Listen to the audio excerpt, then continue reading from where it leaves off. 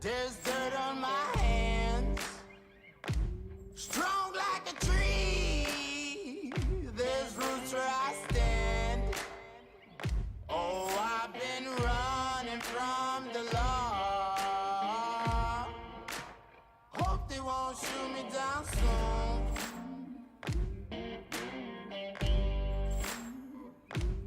They sing on a sleepless night.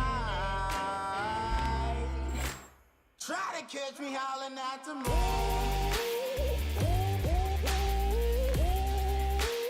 Try to catch me howling at the moon.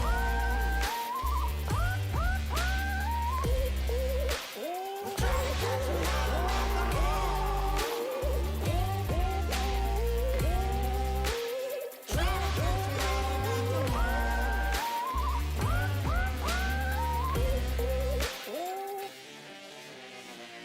When it rains, it pours. Water's up to my chin. Won't stop fighting to the very end. Many men try to reach it. Many men have failed.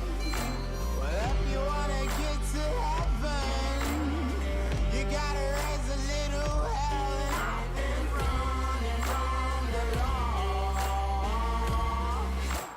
Hope they won't shoot me down soon.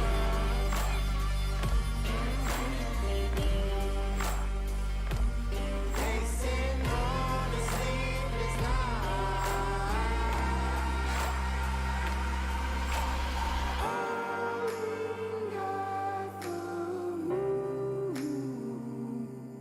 Will you find me?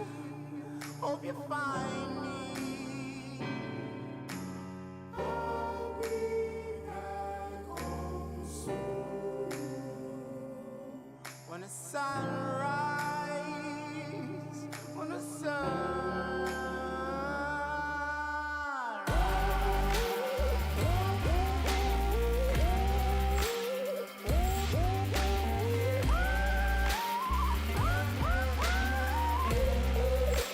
We're trying to catch me howling at the moon. Trying to catch me howling at the moon. We're trying to catch me howling at the moon. Trying to catch me. Trying to catch me. Trying to catch me howling at the moon. Trying to catch me. Trying to catch me howling at the moon.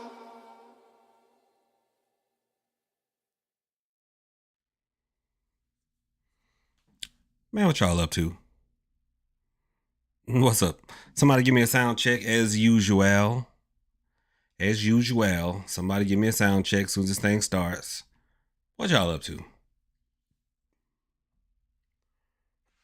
Stay before the holiday. This day before the holiday, Lord have mercy. It's a delay. You know what? I can see if I can hear myself. There we go. I can hear myself. So we good. Y'all, let me tell y'all something.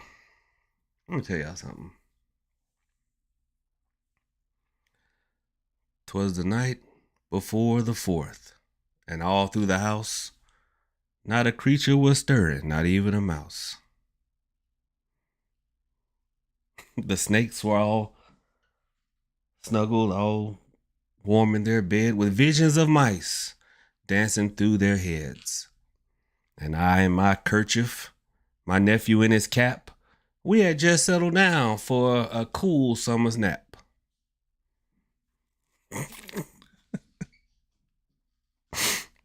How'd the rest of that go?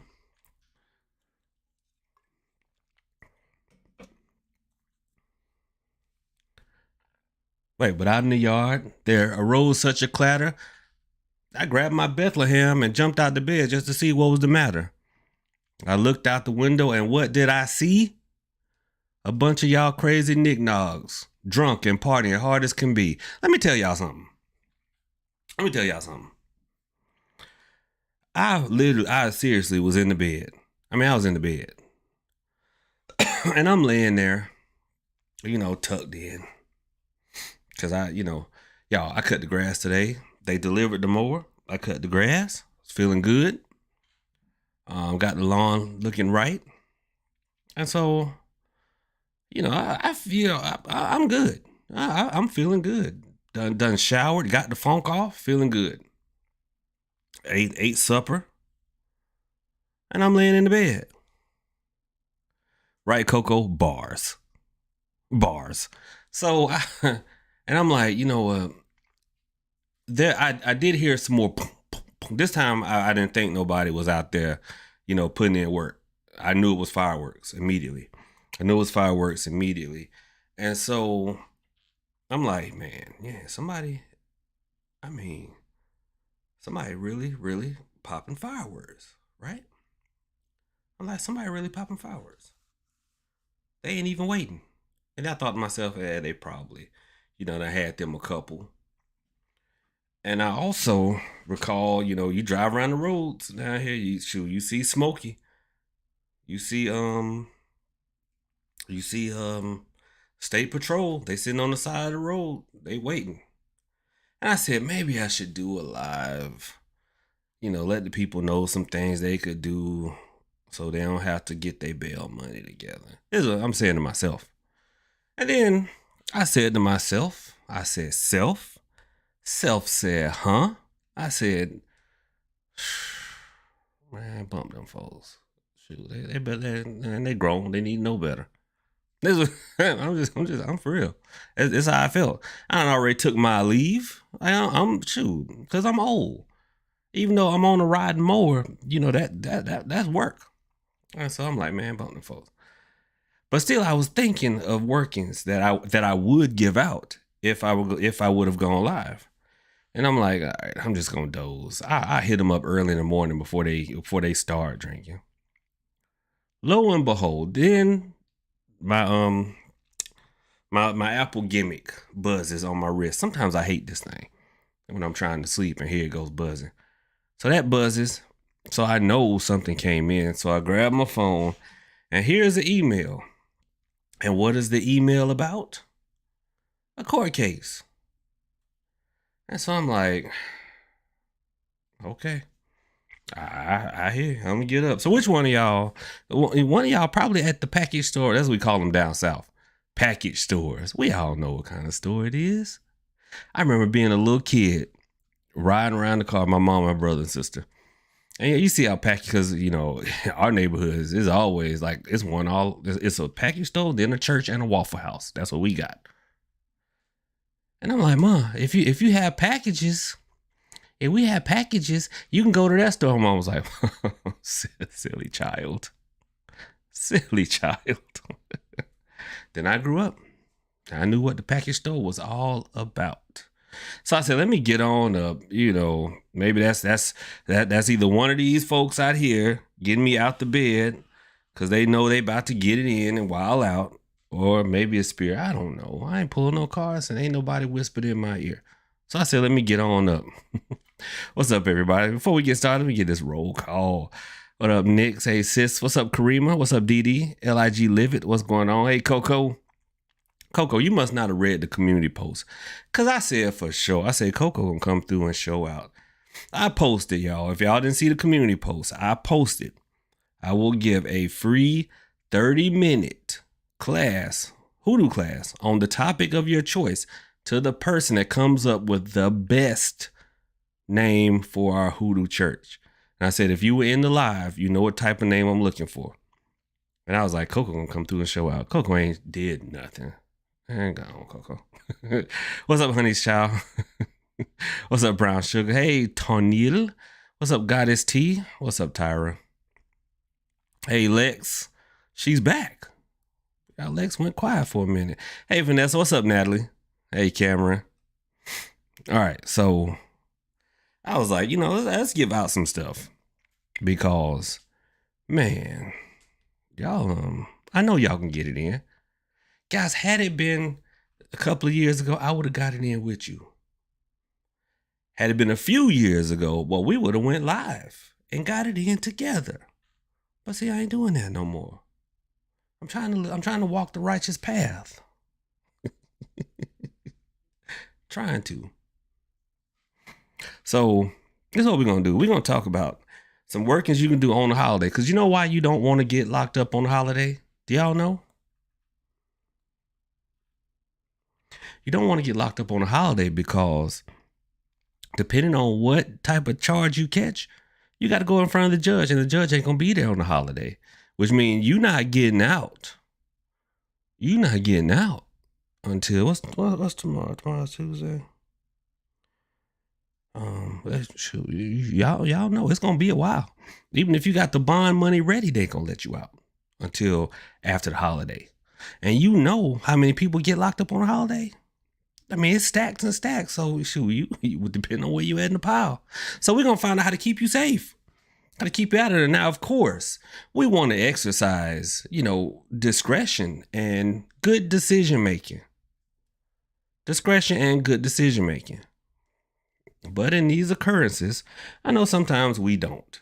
Sometimes we don't. So what do? Now, you can always keep a railroad spike in your car. Because see, I've told you guys that before, that is a protection, right? That's a protection.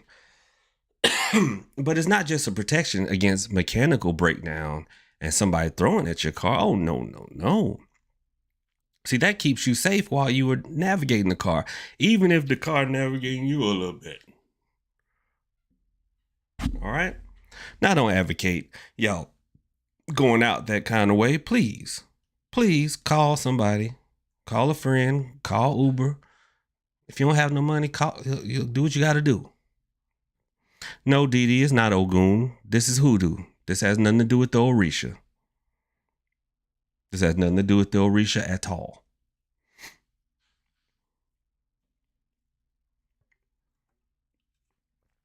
But it'll help to get you safely there.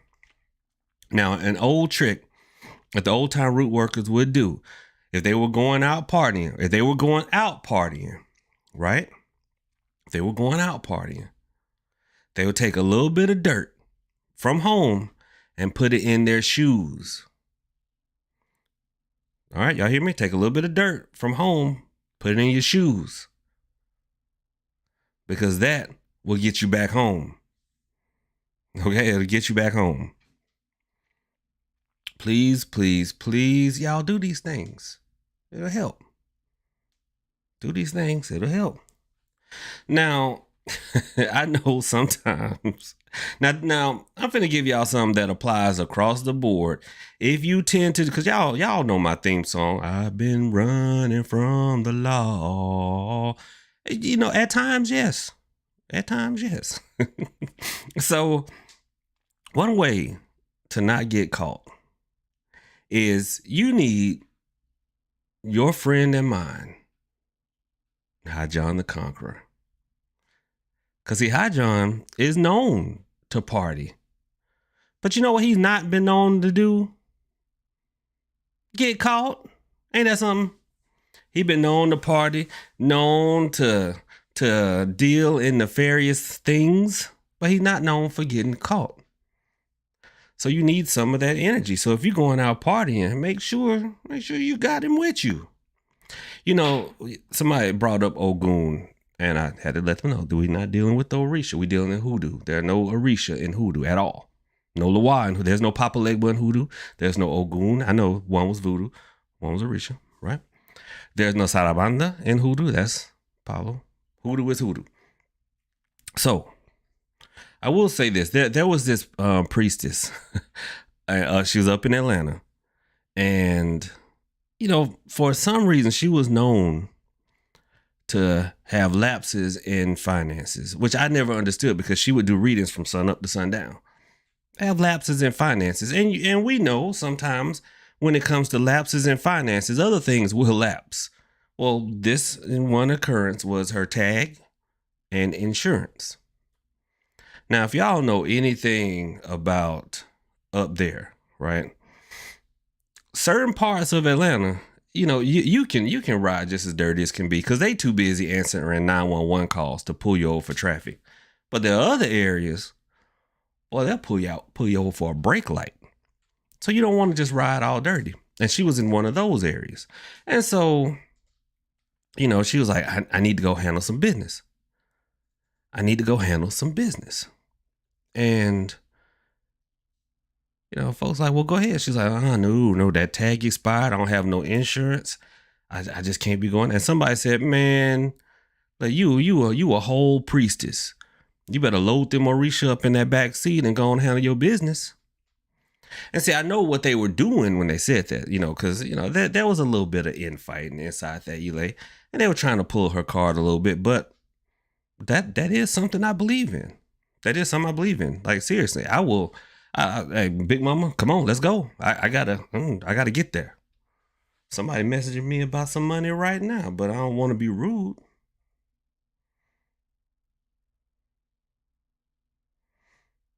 Oh, I thought that was somebody else. I thought it was a former client. This is somebody new. But anyway. So, yeah. This is how you can tell the folks who are just practicing and the folks who are actually in the game. Because there are some folks who they love watching videos, they love reading books, they love circling around working but not actually doing it. This is something you actually do. Especially, because some of y'all know right now, y'all about to go partying. Y'all know. I used to know. Y'all know. So, yeah, you better take High John the Conqueror with you, because he is good at not getting caught. You better take some of the dirt from your house and keep it with you, because it will get you home. Another thing, because I know y'all know what this is. Rose of Jericho, otherwise known as the resurrection plant. Now, we all know that if you drop this in water, it'll open up and turn all green and pretty. Great. And when it's opened up and green and pretty, it'll attract money, things like that to the house. But did you know, if you write your name on a little scrap of paper, ball it up, set it on top of it, and then take it out of the water and let it close up, it'll protect you. It'll protect you. Now, if you got one of these, it does not take that long for this thing to open up.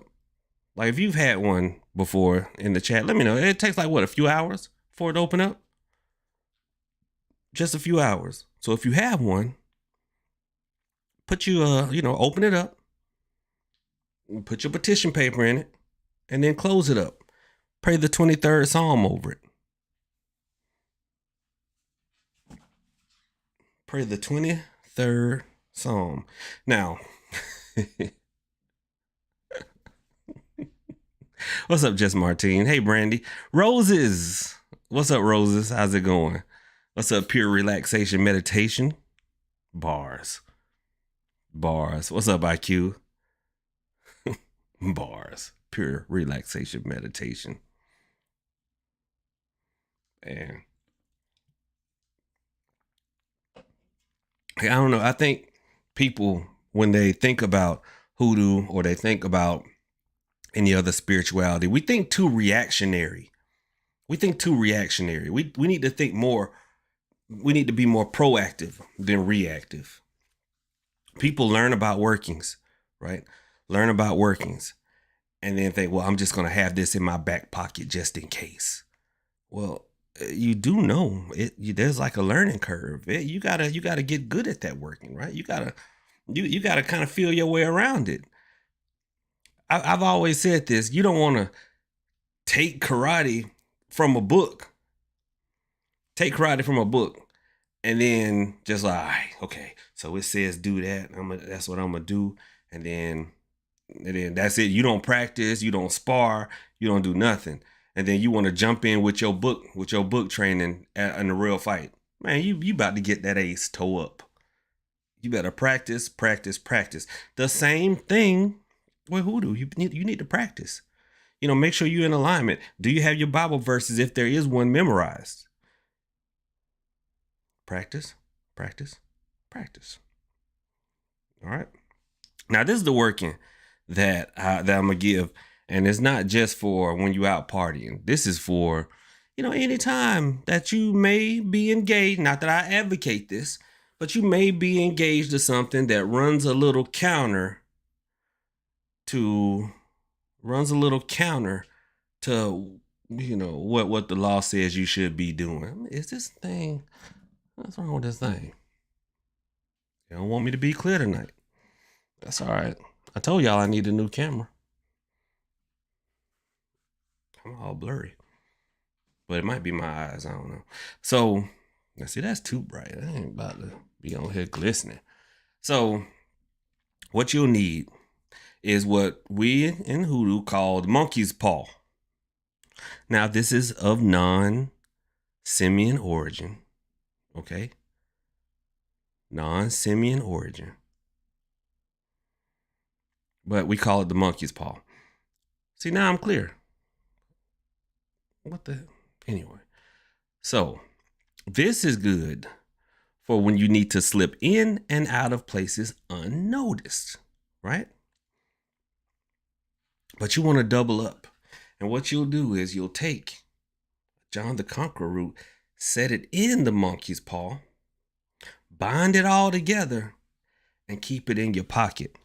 What this does is, that's my age-old vision, Lex. Okay. All right. I got you. What this does is, this, for some reason, makes the law tend to be looking the other way when you're around. I will say this, though. If you're going to do this, right, make sure you're doing dirt by yourself. Because hoodoo is about balance. The scales always have to be balanced. So if the universe has it that someone is about to be caught right then doing some dirt, and you are keeping the gaze of Johnny Law off for you, and it's two of y'all, guess who gonna get it? Remember, universal law is out there. Universal law is out there. And hoodoo is about balance. Remember I told y'all that Papa Midnight was the only real root work I've seen in movies? Universal law requires balance. So if the universe is like somebody about to get behind these bars right now, and you are like, not me, then guess who's gonna get it? Your homeboy. So you better be doing dirt by yourself if you don't want to have to bail somebody out. Does that make sense? I know I'm joking around. I'm speaking truths in a comedic manner, but does that make sense though? If it is ordained cosmically that somebody's about to get caught. What's up, Kelly? What's up, Tasha? That somebody's about to get caught. Then somebody is. It's not going to be you because you're protected, but somebody is about to get it.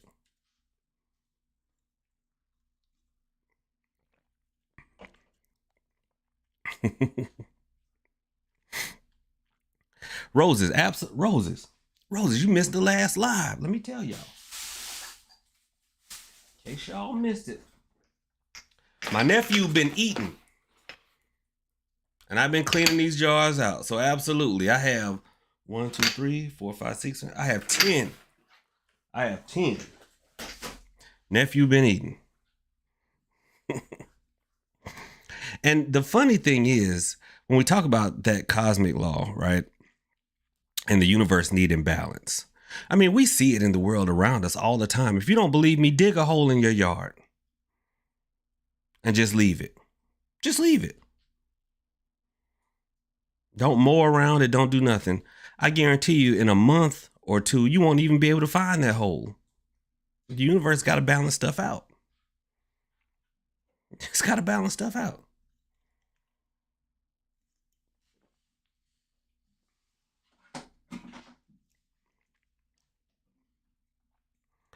I know. You missed it, Roses. You missed it. So, with that being said, when we're talking about balance, there are a few hexes. Well, not necessarily hexes. A few cleanses that I know of when someone has something really bad, legitimately, not just somebody being paranoid, because that runs rampant in the spiritual community. A lot of spiritual paranoia. Somebody throwing at me. No, you just done caught a cold. Now you gonna be all right, little tink. But there are some cleanses that you just not dispersing it. You got to pass that on. You got to give it to somebody else, like the package. You got to share it. You got to share it. Has anybody ever read that Stephen King book, Thinner?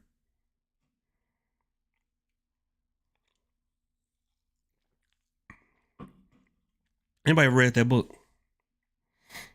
Or watched the movie? The movie kind of sucked. Ray Zion, you are very welcome. I thank you for watching. Just Martine. What's up? Just Martine. So I watched your monkey paw video last night. Prophet Lex said, get you some tussin'. I'm telling you. But the thing is, people, and sometimes I get tired of saying it, but I know it's some new people to the congregation, so I had to let them know. Listen, y'all, just because you've become awakened to the spiritual side of things, and you know, like, man, all this stuff is real. You mean this is real? Yes, it is real. And then you go down the hoodoo rabbit hole, the spirituality deep dive, so to speak. And then you look and go, man, you know, all this stuff going on, I must be hexed.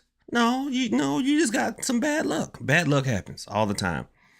But in the movie Thinner and in the book Thinner, this guy had a whammy put on him by a gypsy. He done run afoul of a gypsy. And the gypsy just walked up and rubbed his face and said, thinner. Dude was like my 600-pound life size. I mean, he was sitting on dubs. He was riding on 20s. He was wide and all outside. Y'all excuse me. That was gross. I just done burped in front of y'all. And all the time he was like, I just wish I could lose weight. I just want to be thinner. He lost some weight. That gypsy walked up to him and said, thinner. Rubbed the side of his face just like this. Next thing you know, he done lost a few pounds. He was like, man, this is great. I feel great. Then he kept losing weight. Okay, all right, well, that's good. He went to the doctor. And doctor's like, no, you all right. You just losing weight. I can't find nothing wrong with you. Dude was like, cool. My metabolism just done kicked in at 48. Just done kicked in. And then next thing you know, folks was looking at like, all right, I don't know what diet you on, but you might want to pull back on that bad boy because you at crack status now. You at crack status. But long story short, he done lost so much weight, he's starting to have arrhythmia and everything. And finally, you know, he done got the gypsy to take it off. The gypsy has him bring a pie. And dude, you know, the thing that I tell y'all never to do because that's not hoodoo, dude was like, yeah. And then let it drip into the pie. And it was like, here, you got to feed this pie to somebody else. Because a curse is a living thing. And you just birthed it into the pie. But you have to give it to somebody else. Or else it's going to come back to you. And there are some cleansings that are like that. You got to give it to somebody else. Because, see, the universe is about balance. Somebody got to get this curse. So it's not you anymore. It's got to go somewhere. We got to balance out the scales. That's why I tell y'all, if you guys, wait, hold on. Rosie, if caffeine put weight on you, man, I'm messed up. But y'all, I'm down like 4 pounds because, you know, I went back to watching my carbs and I know it's just water, but it still makes you feel good to see it come off the scale. And I just feel better when I eat low carbs. You know, everything in moderation. Look at this. We talking about balance. Everything in moderation. You know, it's okay to have an iced honey bun every so often. But see, I get on these kicks where everything, you know, is iced honey bun. I gotta get 2-3 of them. Then all of a sudden, boom, blowing up. Then I cut the carbs and I go back to normal. I'm trying to drop another extra 20. But anyway, so if you are ever wanting a quick answer to what working do I need to do for this situation, just look back and see where the situation got unbalanced. See where it got unbalanced. I told y'all that, I think last live or the live before. Just see where it went off, when everything got unbalanced. Then that'll help to guide you in what working needs to be done. Now, when speaking of workings that need to be done, the email that I got was about a court case that someone says, I guess they're working for somebody else. And then they were asking me, about workings to do. Now, if you're watching this, shame, shame, shame. You should not be doing workings for folks and you don't know what you're doing yet. But I'm here to help you out, and I'm going to email you back if you're not watching. I always tell y'all to work with what you got. And that doesn't apply to just materials, right, that you have on hand. It also applies to the knowledge that you have. If all you know how to do is properly dress and light a candle, then work that. Far, far too often I see folks that are like, all right, I'm in this situation. What working should I do? And y'all have been with me long enough. Even if you just watch 3 lives, you should know my personality by now. That I tell y'all, hoodoo takes time to get good at. And you're going to fail in the beginning. Okay? Then you're going to get better. Just like anything, like driving, like cooking, like writing, like walking. You're going to fall in the beginning, but then you're going to get better and better and better at it. So it almost does you no good to search for a working, and that's the first time you've done that working. Especially if you're in the thick of things. If you're in the thick of things, you just learn it and then get into proper alignment. Why do I always do this when I talk about alignment? Have y'all noticed that that's become my thing? Like, you get into alignment. That's become my thing, right? But yeah, get into alignment, have your emotions in check, all the pieces to the hoodoo puzzle. So fall back on what you know. If you know how to properly dress and pray over a candle, then that's what you do.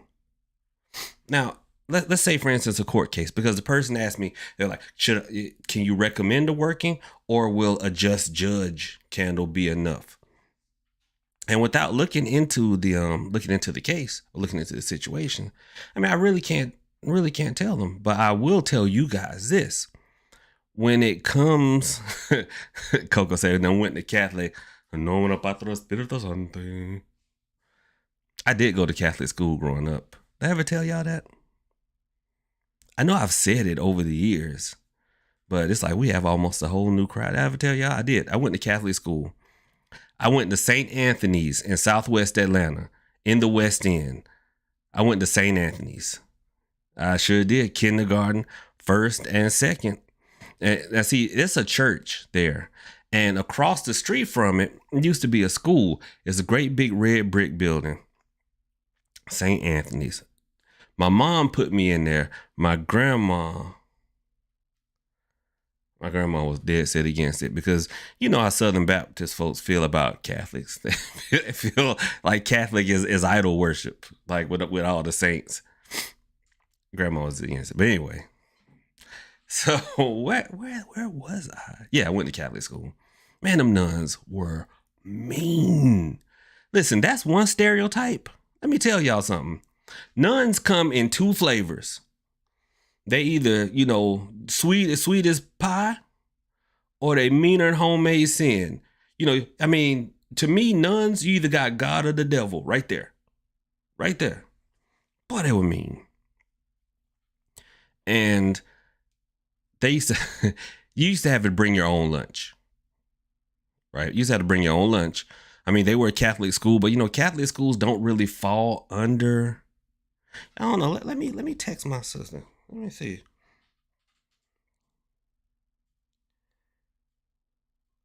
Do Catholic schools fall under the state school board? So, wait for an answer. But I know they didn't serve lunch. On Wednesdays, you could go to what they call hot lunch. And hot lunch was they marched us out of the school building, across the street, holding hands, right? Holding hands. And we went to the church and we ate there's a spot up under the church where they would feed like the homeless people and stuff. They would feed the homeless people, and they didn't clear them out when we came to eat. So sometimes you be sitting next to old Mr. George, who's standing on the corner by the West End Mall. You sitting there next to old Mr. George eating your lunch. Eating your lunch. Oh, here we go.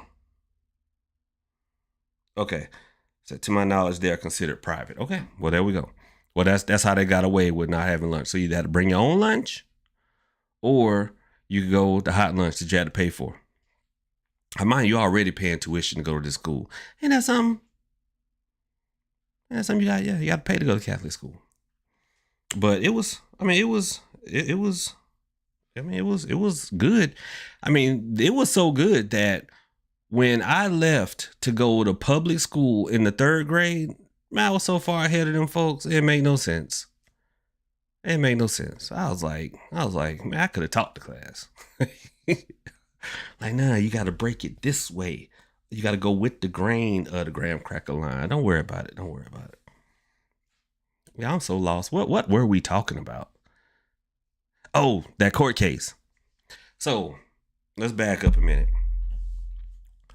A just judge candle may work if the judge is the one making the decision.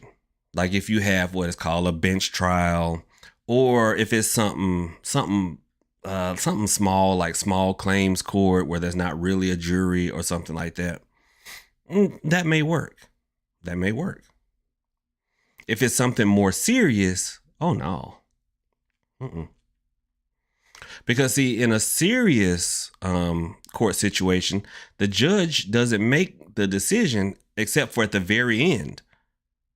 At the very end, the judge either says, okay, you can go free, or you can be remanded. You're going to be remanded to whoever, right? You're going to be remanded to whoever. But in a serious court case, who really makes the decisions? Come on, y'all don't watch enough Law and Order. Who really makes the decisions? Shoot, some of y'all know personally. Who really makes the decisions in a more serious, like say in a criminal court case?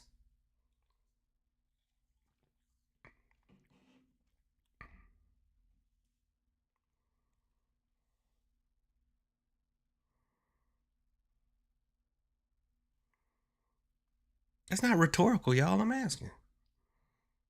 Thank you, Chanel. Thank you. Right, the jury.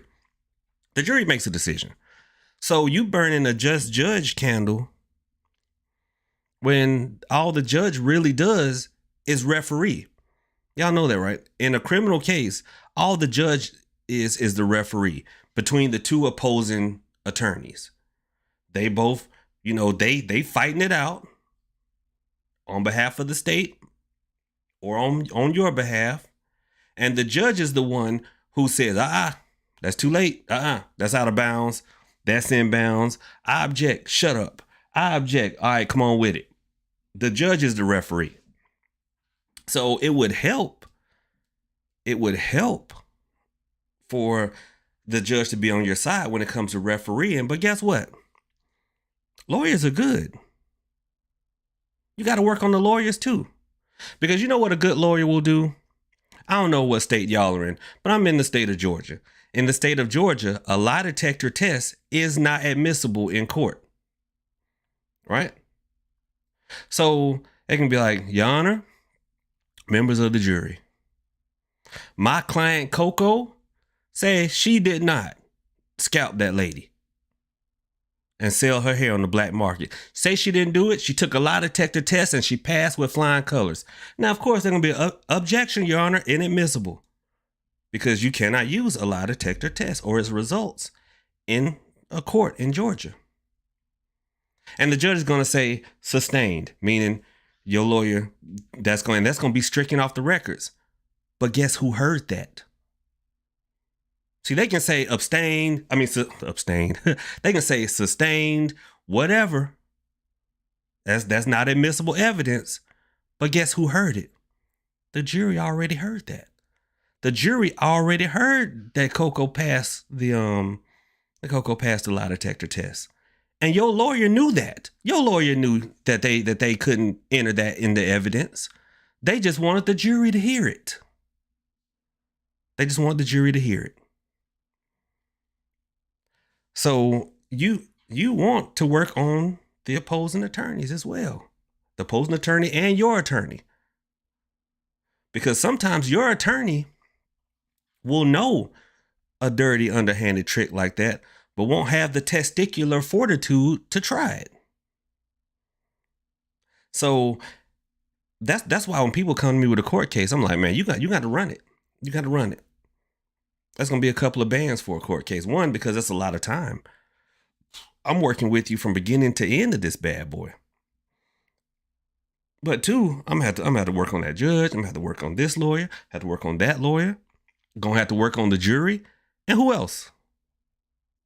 Who else? Because we're talking about the ins and outs of working a court case. In case some of y'all don't do the things that I told y'all to do, and y'all end up in this situation, who else you got to work on? Witnesses? Alleged victims?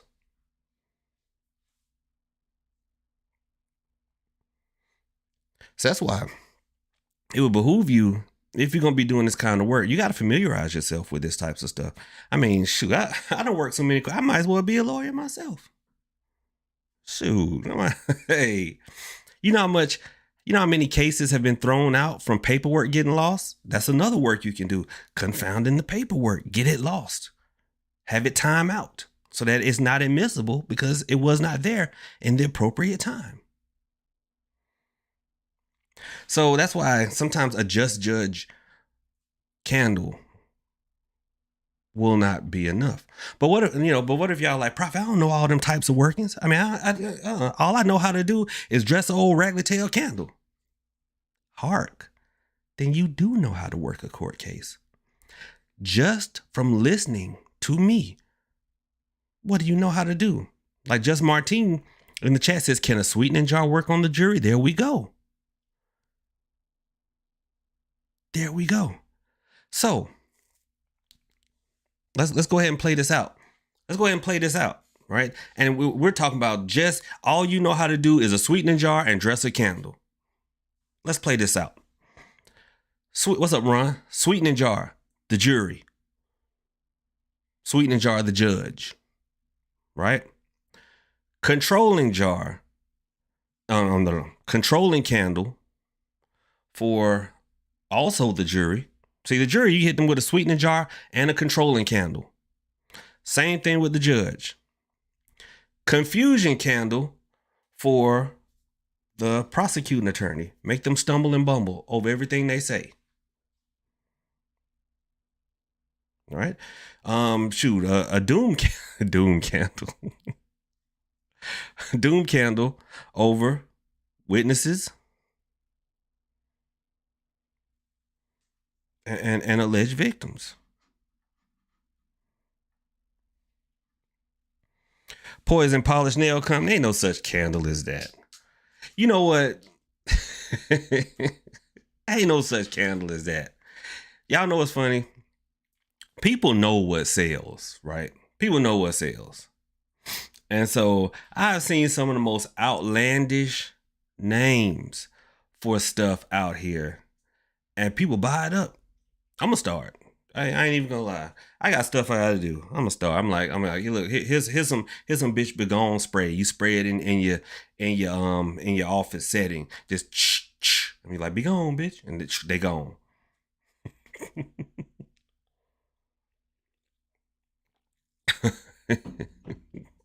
Just gone now. Gone. Poison polished nail company. They got me. See, they know how y'all are. Listen, have y'all noticed? Like a lot of spiritualists, and I don't know if it's true now because I don't really follow anybody now. But I know for a while everybody was adding hood to their name. If you know, hood worker, hood root man, hood witch. If they just add hood to stuff, they knew people was gonna flock. Like this man for the people. See, I didn't look, they all bougie, but this man right here is for the people. You know what? I'm done, y'all. Next webinar is going to be trap roots. Root work for the real trap nignog.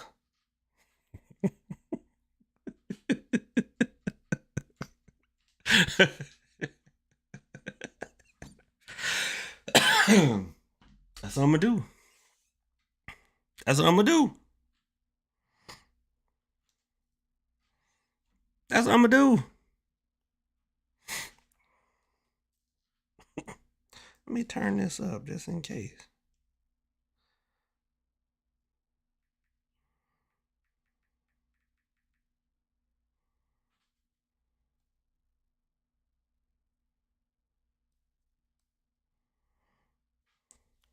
That's what I'm gonna do.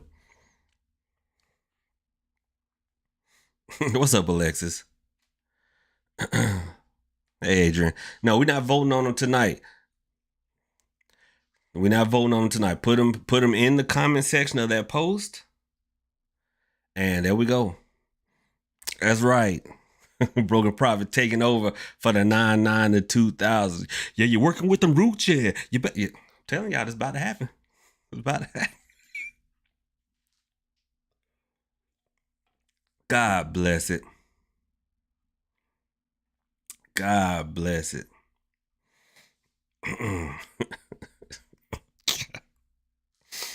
Oh man. look, I'm gonna sell shaker booty oil. You know, that's for, you know, when you want to get the free dances in the club. No, you know what? You know what? I'm in love with a stripper oil. That's it. When you want to go in and pull them out. When you're going to go in to the club and pull them out. I'm in love with a stripper oil. That's going to be one. Y'all, well, you know, what should we put? What kind of oils and stuff should we put? What kind of stuff should we put out there? You know, I'm going to make a Ron, I got your text. Look, I'll check with the post office, brother. I'll check with the post office. Look, we're gonna make a glamour oil, right? That is just for toes, right? That's just for toes. We're gonna call it, you know, Oshun's Pretty Feet. Oshun's Pretty Feet. Right, 12 stay away oil and spray. Vino, the thing is, you gotta look at Big Booty Oil, Natalie. Jess Martine, tax refund, double up spray. I can't with y'all.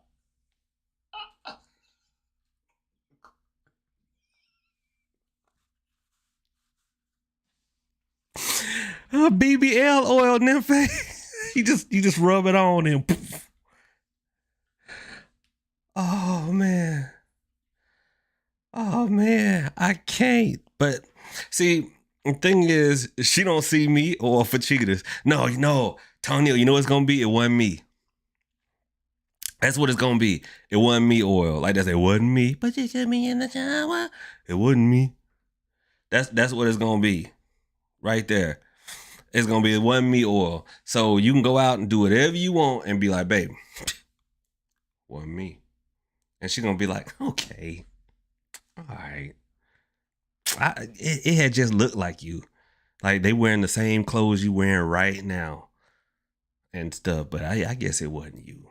I'm sorry.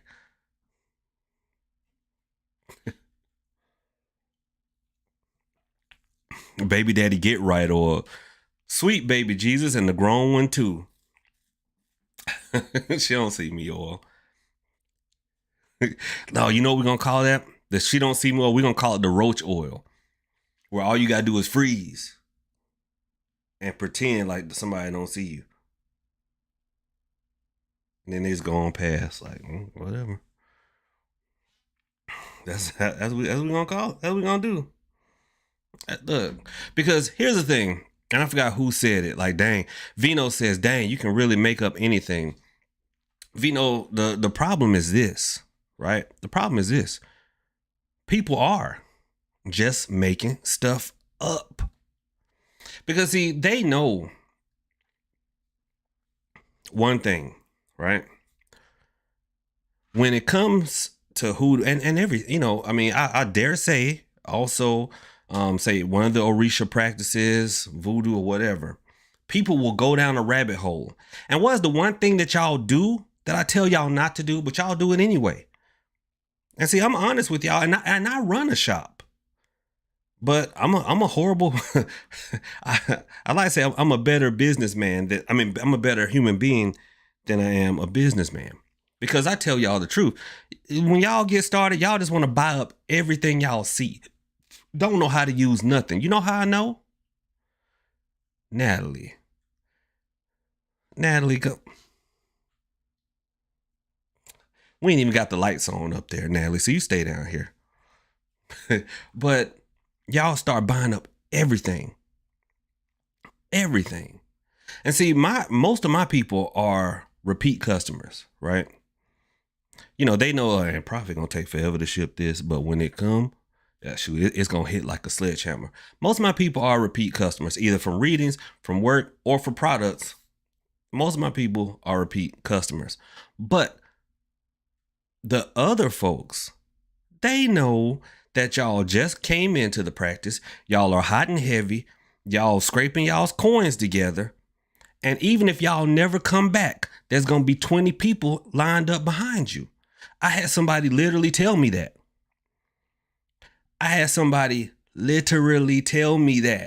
Be like, well, I mean, if they don't come back, shoot, it's about 10, 15 more that's going to come and buy me out. And see, I don't look at y'all like customers. Y'all my people. That's why I get nervous. Like, oh man, shoot, Natalie said she coming down next week. Oh Lord, Lord have mercy. Come on down, Natalie. Come on down. Oh no, this just a door stopper. This is just a door stopper, Natalie. Don't even worry about it. You got your card with you? Oh, great.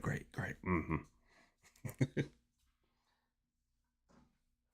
But they don't want to get to know anybody. They want to get to know that card number. So that's honestly what they say. Well, that's what they've said. And so they know it doesn't matter if you come back. They just got to get you the first time, maybe the second time. And how do they get you the first or the second time? By marketing, by putting a label on something that they know y'all can go tip. Man, I just got me some of this baby daddy oil before you even tried it. Because look at the psychology behind it. Nobody wants to talk to their friends and feel like their friends looking at them like this crazy tail over there working roots. Because if you're in the South and tell somebody you're working roots, folks gonna be like, man, let me get the heck away from this one right here. But if you're somewhere else, they're gonna be like, hey, you okay? You need to go to pill call? You all right? And so what do people always do? They start providing testimonials on a product they haven't even used yet. Or, because this is what y'all do. Y'all get something and go,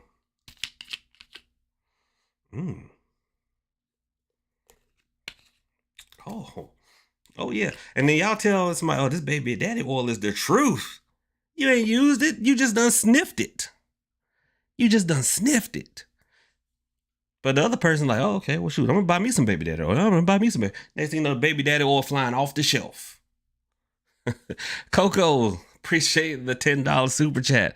Coco done fell through with the gold boy. Not the gold one. She done fell through with the gold boy. Coco done fell through with the Oshun super chat. Yeah, Oshun. Thank you. Thank you so much, Coco. But y'all see what I'm saying? So they'll come up with these names. So Vino, it's not that people are making up. Well, they are. But people are making it. There we go. Look, I'm getting good at it. There we go. Thank you, Coco. People are just making up any kind of name. Now, workers back in the day used to do that, not to the weird extent that is being done now. But, remember I told you guys, at its core, Hoodoo workings draw. By draw, I mean attract. I'm not talking about scribble. I mean attract things to you, be it money, be it wealth, be it health, be it whatever, it attracts to you. So a gambling oil is still a money drawing oil, right? A pay me now oil is still a money drawing oil. A double my refund oil is still a money drawing oil, right? But people would, back in the day, somebody had money at drawing oil, and then the worker over there. Because remember, after the emancipation, say it used to be one worker on the plantation, maybe two, if they took on an apprentice. After the emancipation, everybody done got them some freedom, done went to Chicago and other places. Well, now you just, it's root workers everywhere. God dang. It's root workers everywhere around this joint. And so it's a bunch of root workers, but not a lot of people that can pay for root work. So this person has money drawing oil. So the next man gonna be like, man, well, I got that double extra strength money drawing oil. Oh, you do? Well, shoot, I'm gonna go over here. Then somebody else be like, I got that triple strength money drawing. Oh, man. And they see you going into the juke joint. They be like, hey, I got this gambling oil. Hey, man, that's that money drawing oil. Hold on.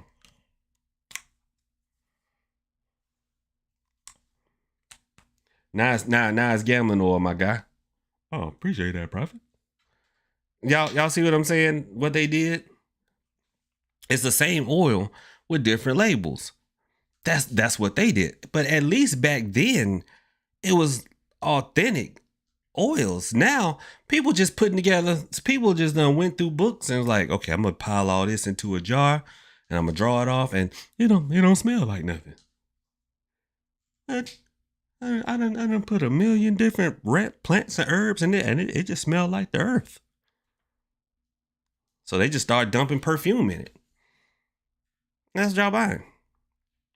Y'all buying something that smells good with a label that looks good and a catchy name.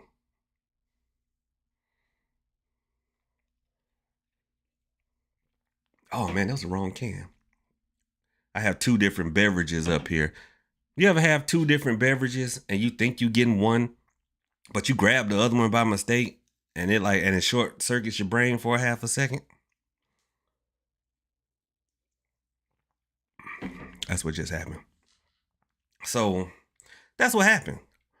So yeah, people they making stuff up now.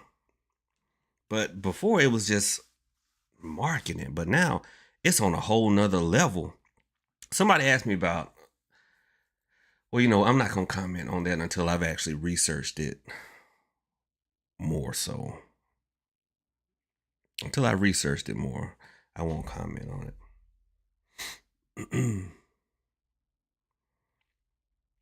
Now, poison polished nail company ain't going to say nothing about vegetable oil because, shoot, I have used, I prefer sunflower oil as the carrier oil for like the oils I make by hand. Now, my dad was like, shoot, I just grabbed me some Wesson. He said, I'm just gonna grab me some Wesson. Shoot. Now, the preacher man back in the day, see, normally churches would use olive oil. But the problem with olive oil is that olive oil will go rancid. And ain't nothing worse than being anointed with some stanky oil. Because won't nobody believe it was a preacher's oil. They gonna think you need to dip off in the bathroom with a few baby wipes and hit 2 highs and a low. Like, I know church said come as you are, but dang, you smelling like from under. Walking around church smelling like Badusi. Well, this stream is not monetized. Y'all better donate. This stream ain't monetized.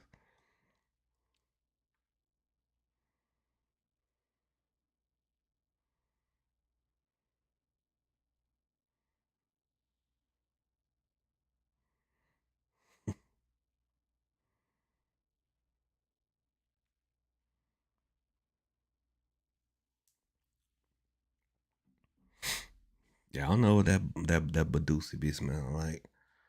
Like you just dang, you just came right out the gym and came to church.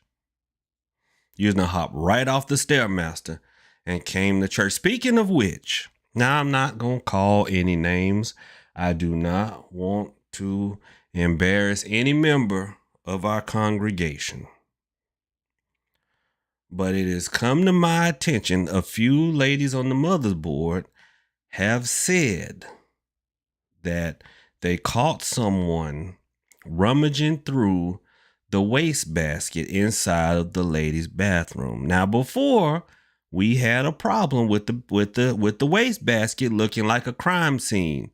So that's why after Sunday school we have life coaching sessions just to let y'all know how to wrap it and roll it, nicely. Okay? But some of y'all just Kobe and the is looking like a crime scene in there. Okay, we can't have that, ladies. We're gonna be young ladies inside this church. But it come to my attention, and this was shortly after Sister Ernestine said that she saw somebody dipping out her back window. And now somebody's rummaging through, and I think it's Sister Ernestine that was doing it because she trying to catch one of y'all. So I just want to put this out. Sister Ernestine, if that was you, we do not throw hexes on our fellow church members, okay?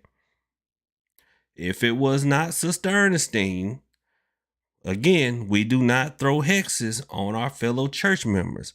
And if any of you start having the symptoms of being worked upon, okay, stomach discomfort, sleep disruption, smelling like a can of salmon, or you in love with somebody you can't stand, please see me after service. Amen. Amen.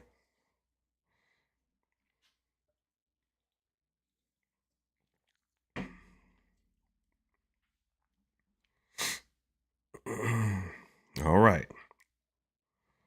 Well, wait a minute. Wait a minute. Thank you, Ron. Thank you, Dee Dee, for the cash apps. I appreciate y'all. Let me turn this back up. Let me turn this up. Maybe if you clear it. Let's see. Let's see.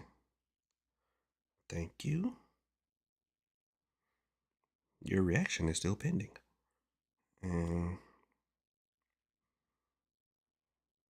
I try to send everybody something back when they send a cash app. There we go. All right. All right. So that's what we gonna do, y'all. We not gonna throw inside. But back to that court case. I mean, did that make sense? If all you know how to do is candles and a sweetening jar, then work with what you have. Meaning the things that you have internalized, the things that you know you can do well, the things that you have possibly practiced and done. Work with that. If all you know are candles, then I mean, it may look like you about to light a bonfire back there, but at least you know you have workings in play that will work, as opposed to something you're just learning right then. And that's why I want people to kind of get off that line of thinking that, oh shoot, I'm so good, all I gotta do is just learn it. It's just learn the work. I mean, read the work, and then I can automatically put it into play. Doesn't work that way. Remember, spiritual law and physical law, they run parallel. I don't care how good of a cook I am. I'm not gonna just get a recipe from Prophetic Lex and then get the cooking for Thanksgiving dinner. Nah, shoot, y'all ain't about to clown me, cause y'all know how y'all do.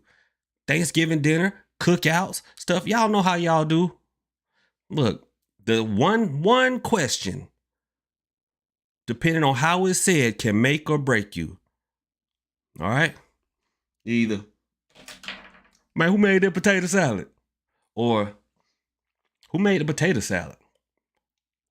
You know, that same question said two different ways can make or break you.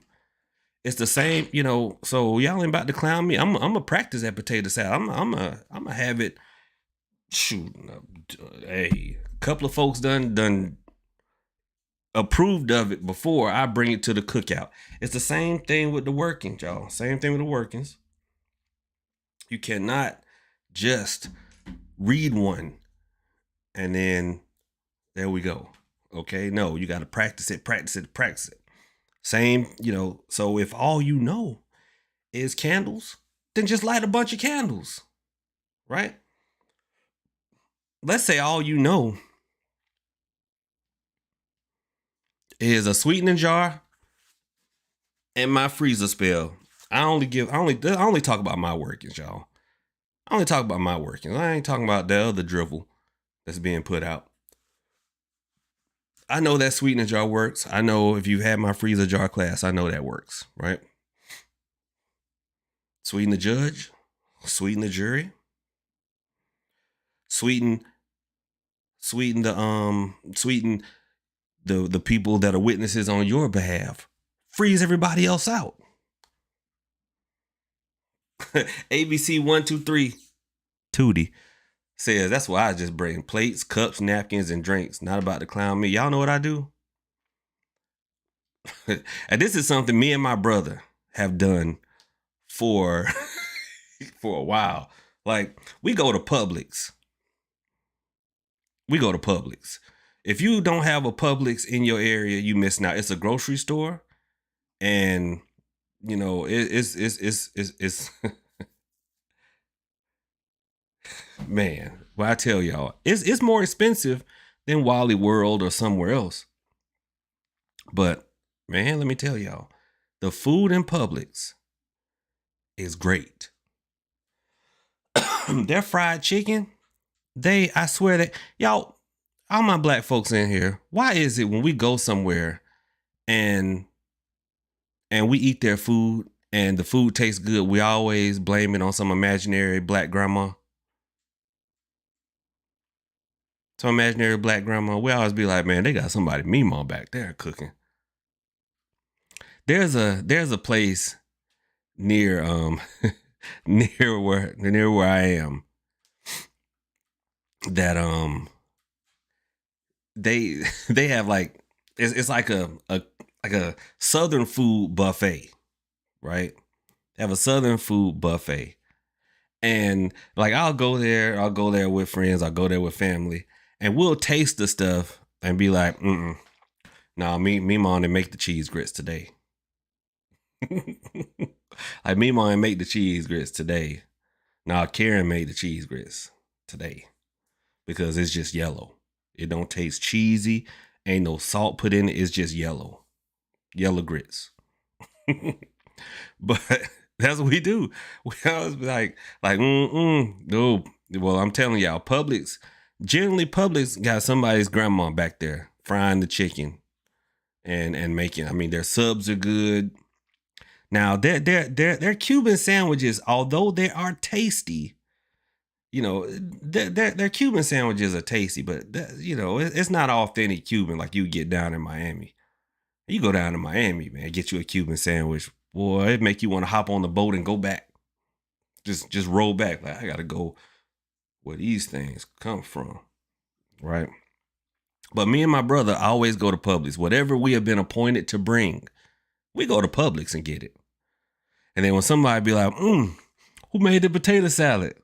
We both have the same saying. If somebody asks about what we brought, we'll go, I made the potato salad. Possible.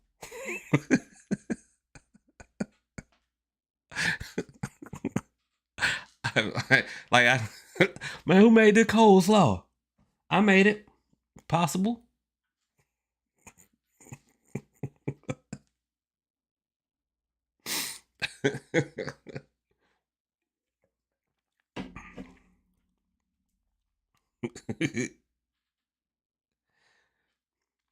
Look, Tootie, that's what I do. Oh yeah, and then the cakes at Publix off the chain.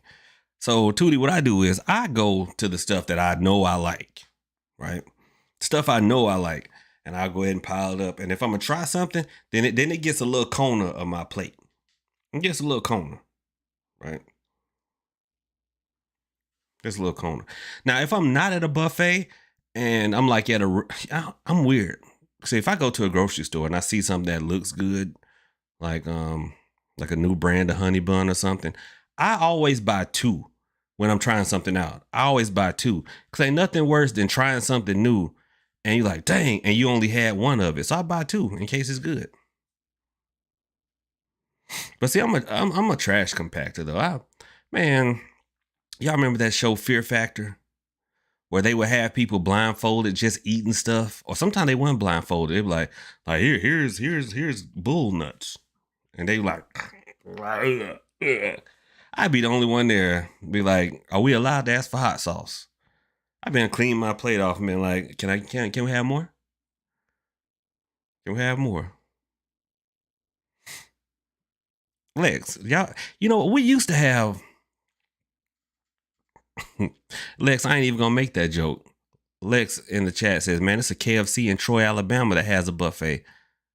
Troy, Alabama must be a white town because they ain't gonna put no all you can eat chicken around us. They ain't about to do it. Oh Lord, cancel incoming. If that joke offended anyone, I do apologize. But I know my people. I know my folks. We love us some chicken. We love us some chicken. And I dare say everybody loves chicken. So even if Troy is a white town, I don't know how they stay in business. Because everybody loves chicken. The whole world loves chicken. Because see, y'all, we are living in a simulation. You dig? We living in a simulation. The world around us is not real. It's not reality. It is machinality. You know what I'm saying? And so, since we are being fed through the simulation, we are not actually intaking any nourishment.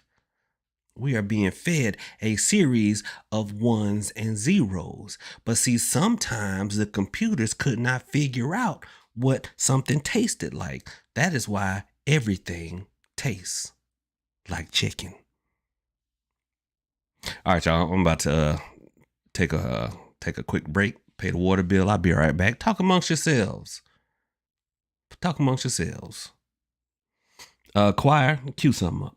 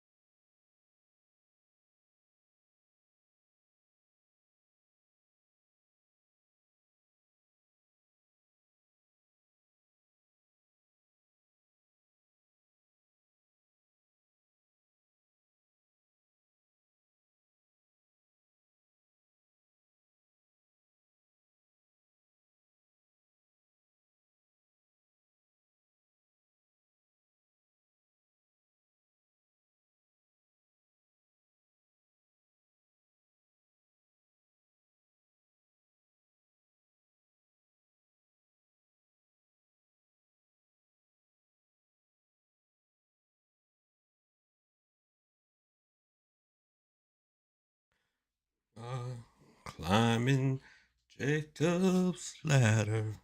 Soldiers of the cross. Thank y'all so much. That was that was food for the spirit. Thank y'all so much. We are back.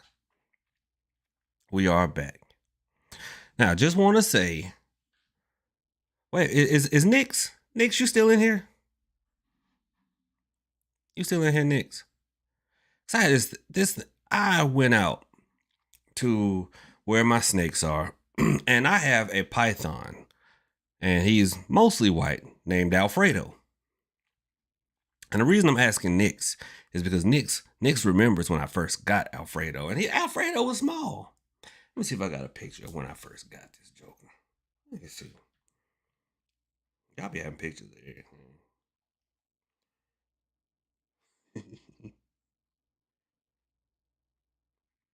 Lex, were you around when I first got Alfredo? The reason I asked if you was around, y'all, me and Lex used to fall out like every 2-3 weeks. So I don't know, I don't know if she was back around when I got Alfredo.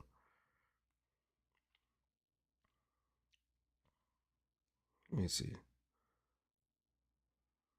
Oh, that's not the Alfredo picture.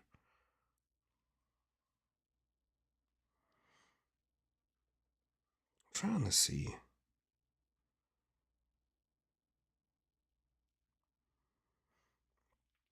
Anyway, Alfredo can't stand. Oh, that's right. You used to hate Alfredo. I don't know what's wrong with you, Lex. I don't know what's wrong with you. Alfredo is a sweet little baby. But he ain't a baby no more. Alfredo going on like 3 years old. Time flies. I'm trying.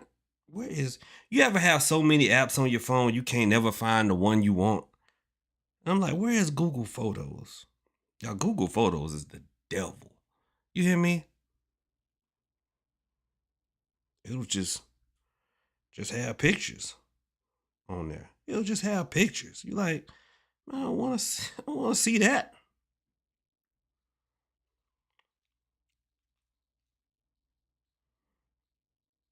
Now here's a picture. Let me turn up the brightness. That's when I made a nice pot of chitlins. Oh yeah. Made me a nice pot of chitlins. So did. I had me a whole trough of chitlins, y'all. A whole trough.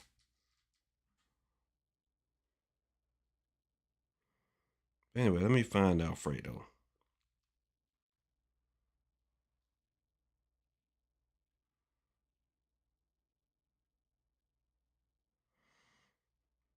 Should be around here somewhere.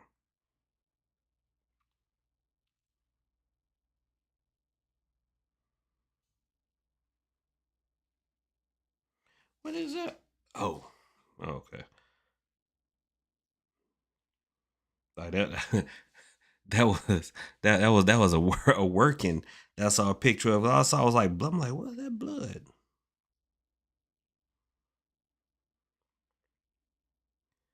It wasn't mine, y'all. It was a rooster.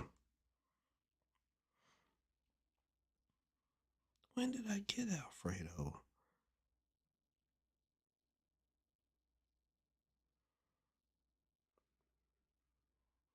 Dadgum. That's another problem with Google. You be having to just go find pictures, and then you have to think like, was it around this time? I don't remember. Y'all, let me tell y'all about presentation. So one time, while I'm looking for the picture, I shot a squirrel in the backyard and skinned it, and I was like, man, I'm about to have this squirrel. But folks like, ew, is this squirrel? I was like, look, it's all about presentation.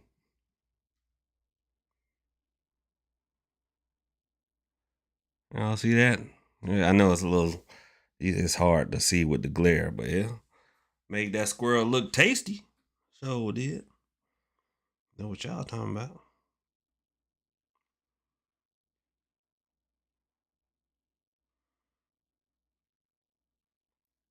All right, I think I'm getting close.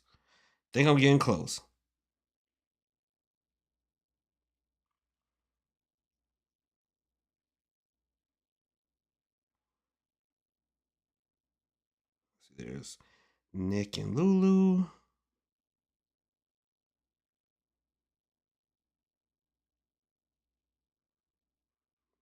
There's the other snake. Where's Alfredo? Oh, dang. Well, where you at?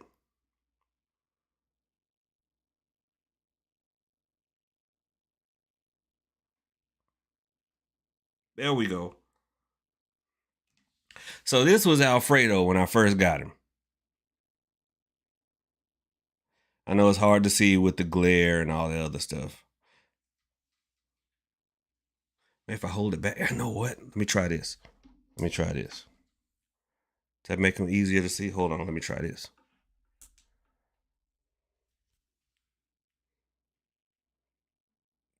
Don't really make it no easier. Don't really make it no easier. But, you know, Alfredo is a pretty cool little snake. Y'all, Alfredo is probably about 7 feet long now. And so I was asking Nix if she was still in here so I can be like, man, I'm going to do a live because I can't hold him and take a picture of him at the same time. He's that big now. So I was like, if I do a live and hold him up, you know, somebody screenshot it and then text it to me. So I have a picture of him because I have a buddy who has a female and I want to send him a picture of Alfredo. Maybe I could loan Alfredo out. They have about $10,000 worth of babies. So yeah, that was it. Coco, we ain't gonna fall out about chitlins. We not. We ain't gonna fall out about chitlins.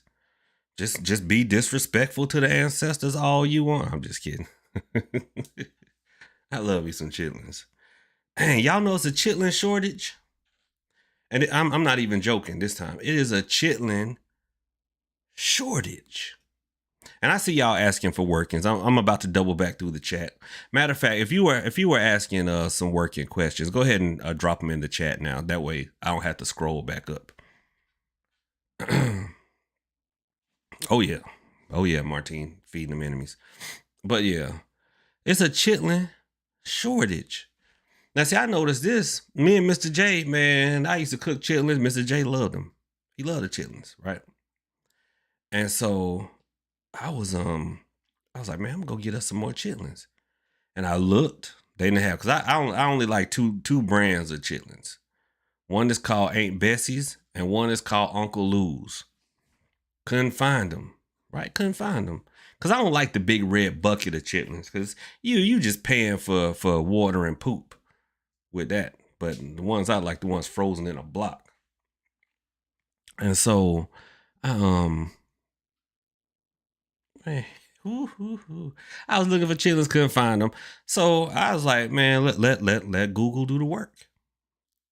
I found out it was actually, and I don't even know if it still is. Hey, look, there's a chitlin shortage.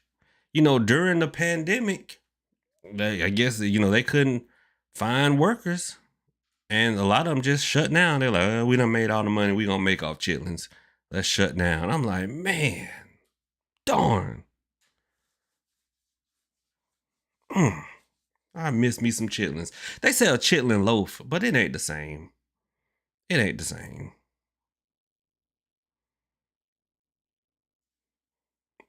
Coco talking about that smell. Coco, don't mind the smell. Just start eating.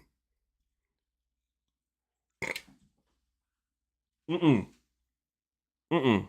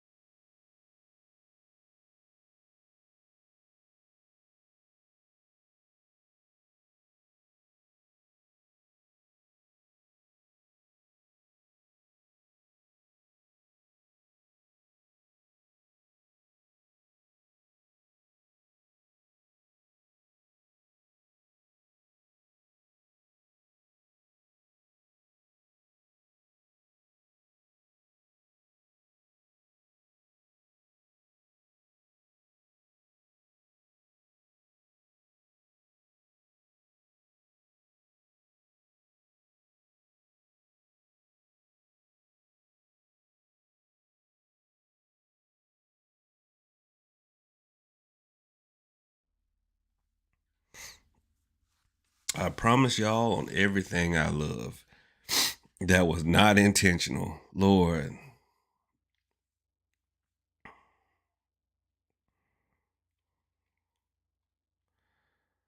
Whew, Lord have mercy. Hey, Peterson girl. Yes, chitlins are expensive if you can find them. I can't find them down here. And I thought coming down south that chitlins would be just overflowing down here. No, they're not. They're not overflowing. I thought, but they are not. Oh, Brandy, Nightbot time job for the emojis. I'm gonna fix that. What's up, Brock? How's it going? $25 for a 5-pound bucket, and then if it's the big red bucket, 5-pound bucket. By the time you clean them, wash them, pull all the membrane out, you're gonna get maybe a pound of chitlins, maybe. Trina Bean, what's going on? All right, let's get into these. Just Martine says, I saw you feeding enemies. Yes, absolutely. Somebody asked about that, and I've been so busy today I didn't get a chance to get back to them. But basically, what I do is I baptize the food, the feeder, either mouse or rat, depending on who I'm feeding it to, and I give them the name of whatever enemy y'all submitted, and then I feed that mouse or rat to the snake. Sometimes I feed Winston, my lizard. And it's like, hey, whatever happens to that mouse or rat gonna happen to them. Obviously, they're not gonna get eaten by a snake, but it can cause nightmares. If they're afraid of snakes, they'll have horrible nightmares about them. So it can cause a feeling of constriction, being confined, or just on. All right, Martine, you also asked about mirror work. What about mirror work? Just narrow that down for me. Trina Bean says, if you still do one candle work, when do you know you're ready to level up to multi-candles? It's not really leveling up when you think about it, right? It's not really leveling up. Think about this. I don't know how you do candles, but I always tell people that are beginning to keep the candle for one specific thing, okay? If you're doing a money drawing candle, just dress it to draw money, and maybe put a petition paper under it for the specific avenue. Now, if you're looking to have, like, say, your boss promote you, and you're like, well, I need to control that boss to make them want to, and what a lot of people will do, they'll put a controlling herb in their money candle. It doesn't work that way. So at that point, you would light a money candle to open the avenue to the money, and then you would light a controlling candle for your boss. You see what I'm saying? So it's not really like you're leveling up. You are just really directing the energies and the currents, both your own and the universal currents and the spirits, if they're looking in. Like, okay, she wants to control this one that's the one that'll bring it. All right, cool. So you're not really leveling up. You're just focusing your energy correctly. Because when you overload a candle with a whole bunch of different things, right? It's confounding. It's confounding it. You put a controlling herb because I want to control, like say, we always talk about the hypothetical baby daddy on this channel. Let's talk about the baby mama. Let's say the baby mama, she the one ran afoul, so she got to pay you child support, right? You're like, man, my baby mama ain't paid her child support. Da-da-da. People will be like, I'm gonna put a controlling in here, so she'll give me the money. Then I'm gonna put this in here for the money itself. And then, I need to understand the wise way so I'm gonna put some Solomon seal in here to help me understand how best to flip this money. It overloads the candle. Just money drawing herb, money drawing oil, like the money drawing candle. Then do a controlling candle with a controlling herb and controlling oil. And I mean, these are different candles that work together for one situation. So you're not really leveling up as much as you are just correctly focusing things. I've never eaten sow's meat. Never eaten sow's meat. I'll try it. I'll try it though. Shoot, I told you, hey, I will try it. Matter of fact, I'm gonna get some South meat tomorrow, and then we're gonna see. We'll see. And then my ice maker go dropping all the ice right now. It's 11:59 p.m. Hoodoo Standard Time, which is also Eastern Standard, but it's Hoodoo Standard. You know, we renaming this. You know, that's what we can do now. We can just rename stuff. It'd be all right. Just Martinez, no Food Depot down here. Now, back where I used to stay, it was Food Depot right around the corner. So I'm gonna get some South, and I'm gonna try it. I'm gonna let y'all know what I think about it. Let y'all know. Vino says, do you use crabs in any of your work? I don't. You know, the working I do is like just Georgia workings, and a large part of this part of the South is landlocked. It's landlocked. Now, if you go up towards like the Carolinas or towards the coast, like Savannah, a lot of those workers would use crabs in their workings because we always use what was around us. But I personally don't really use crabs. Okay. All right. Martine says mirror working for money flow. All right. I'm going to tell y'all one that works. I'll tell y'all one that works. And it's like a money multiplier. Because basically, all you do is you take a money drawing candle or a green candle. You know, I say work what you got. And what's something you can use if you don't have a money drawing candle or a green candle? What other candle should you pick? Come on, y'all. Ain't no point in just, I mean, you can watch this just because I'm beautiful or you love the sound of my voice. But I'd prefer if y'all learned a little something.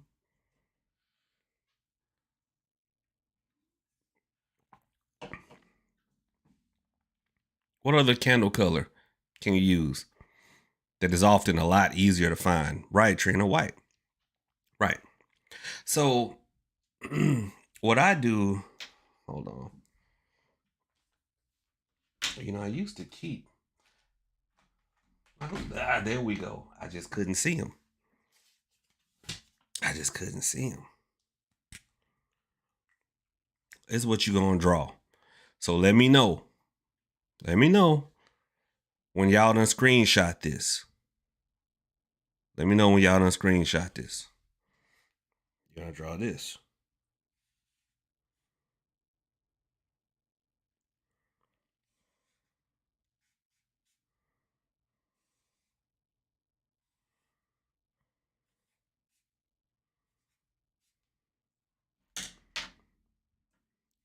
Go ahead. Let me know when y'all done screenshot this.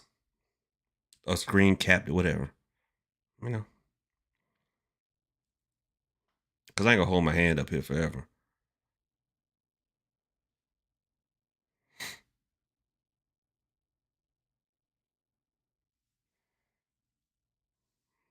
Y'all got like 10 seconds.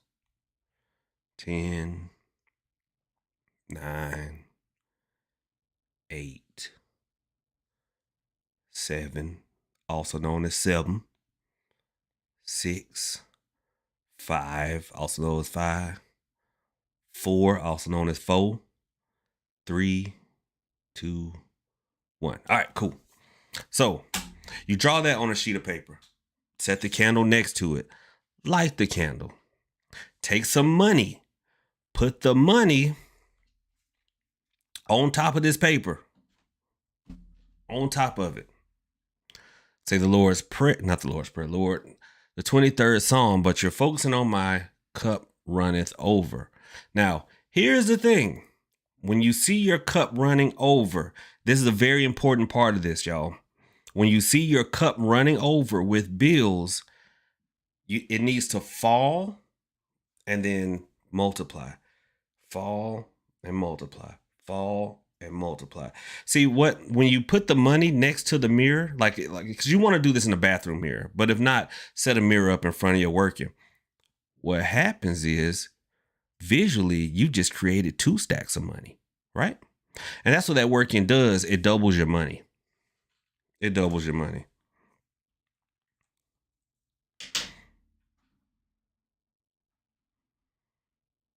That's a good working to do when you're about to engage in a flip. You know what, y'all? I don't look, if you from down here, you know what flipping your money mean. You know, I'm sorry. It's investing. You're investing your money into a means by which it will provide a return of your investment. Sell 11.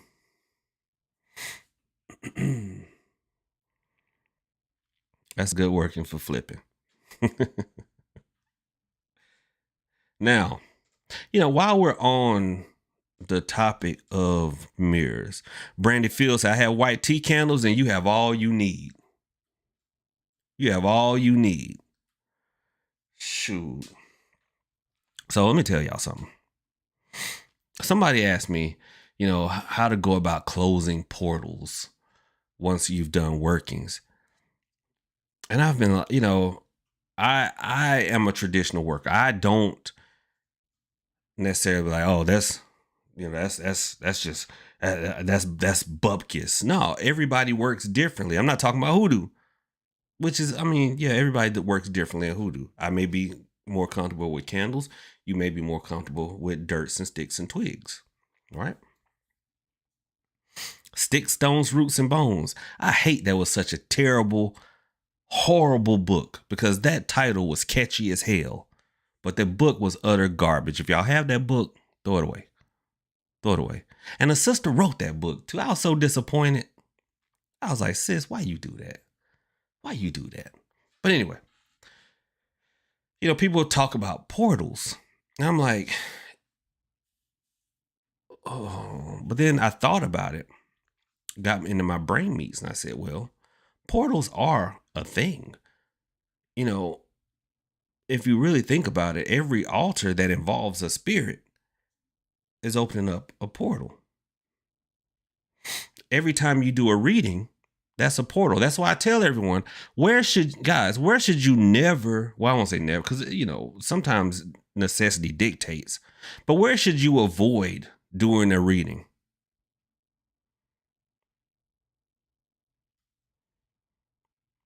I think I've said it before, but if I haven't, just think about it. What areas should you avoid doing? Now, I'm not talking about a cemetery. No, I'm talking about in your house. In your house, where should you avoid doing a reading?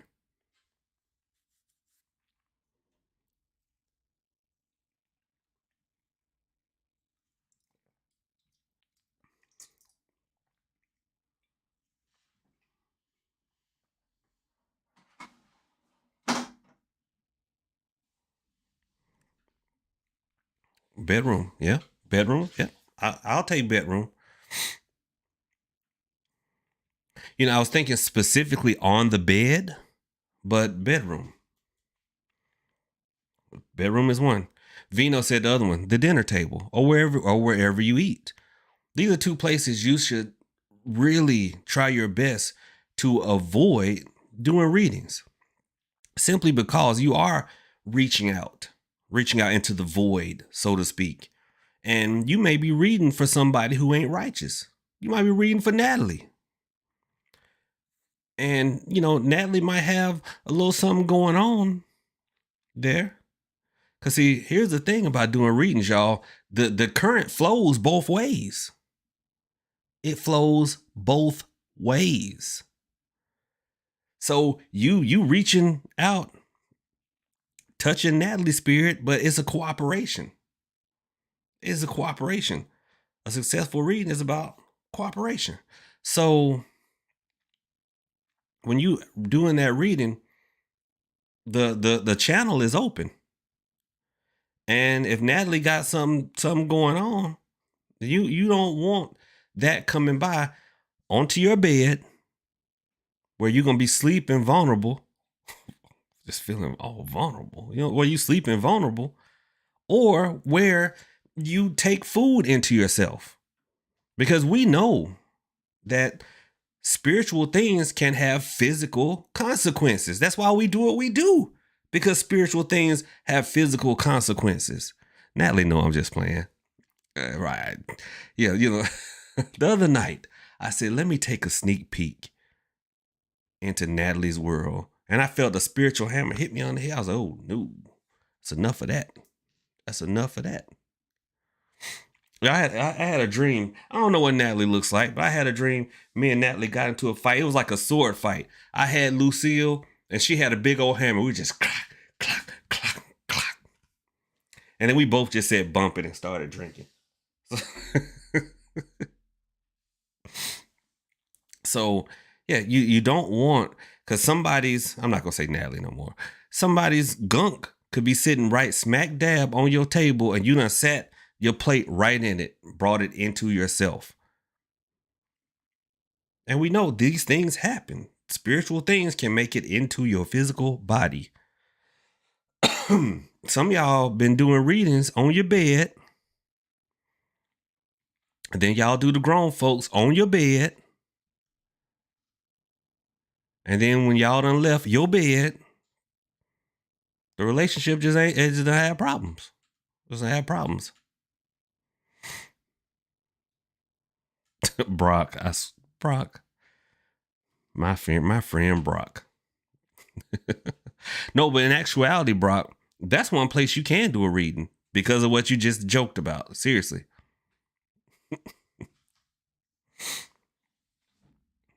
Absolutely. Ouch. That was a good pop then. Golly. So, in all seriousness, when after you do a reading, make sure you do some kind of cleansing. That's it. It can be something as simple, just wipe yourself down with Florida water and you'll be good. You'll be good. But we were talking about mirrors. Man, the thing about mirrors is that's one thing that was added, to a lot of working simply because people wanted to add a spooky aspect. But there is some type of real spiritual thing going on with mirrors and the other side. Because I don't know about y'all, but you ever felt like the things on the other side of the mirror moved and you didn't? Mm-hmm. Yeah. Mm-hmm. So try to play around too much. But in class, I gave an exercise for, how to kind of venture out and walk in the spiritual realm. But I'll give y'all a safer version. And that is to draw a Congo cosmogram. Just look it up. On your mirror in cascarilla, white chalk. We just use chalk back in the day. Just use some chalk, or somebody use a wax pencil. And then light a candle there. And as you're laying, going to sleep, visualize yourself getting up, walking to the bathroom, and walking through the mirror. It's easier than you think. And then even though it's in your mind's eye, once you step through that mirror, you're in the spiritual world. Just look around, see what you see. And you'll know. And even if you doze off, especially when you doze off after you've done that, you'll have one of them jumping dreams where you jump awake like that. Yeah, that's because you done seen something over there and you done slammed right back into your body. CO, are you scratched? No, I can tell you're not, because you keep, every time you come here, you ask about Paulo. What is with you and Paulo, CO? Just text the text line. The thing is, Paulo is so secretive that there's only so many answers somebody can give you. There's only so much somebody can tell you about Paulo, because you don't want to run afoul of the Mpungo. The Mpungo are the spirits of Paulo, y'all, if y'all didn't know. They're akin to the Orisha, but they're not the Orisha or the Orisha. They are akin to the Loa, but they're not the Loa.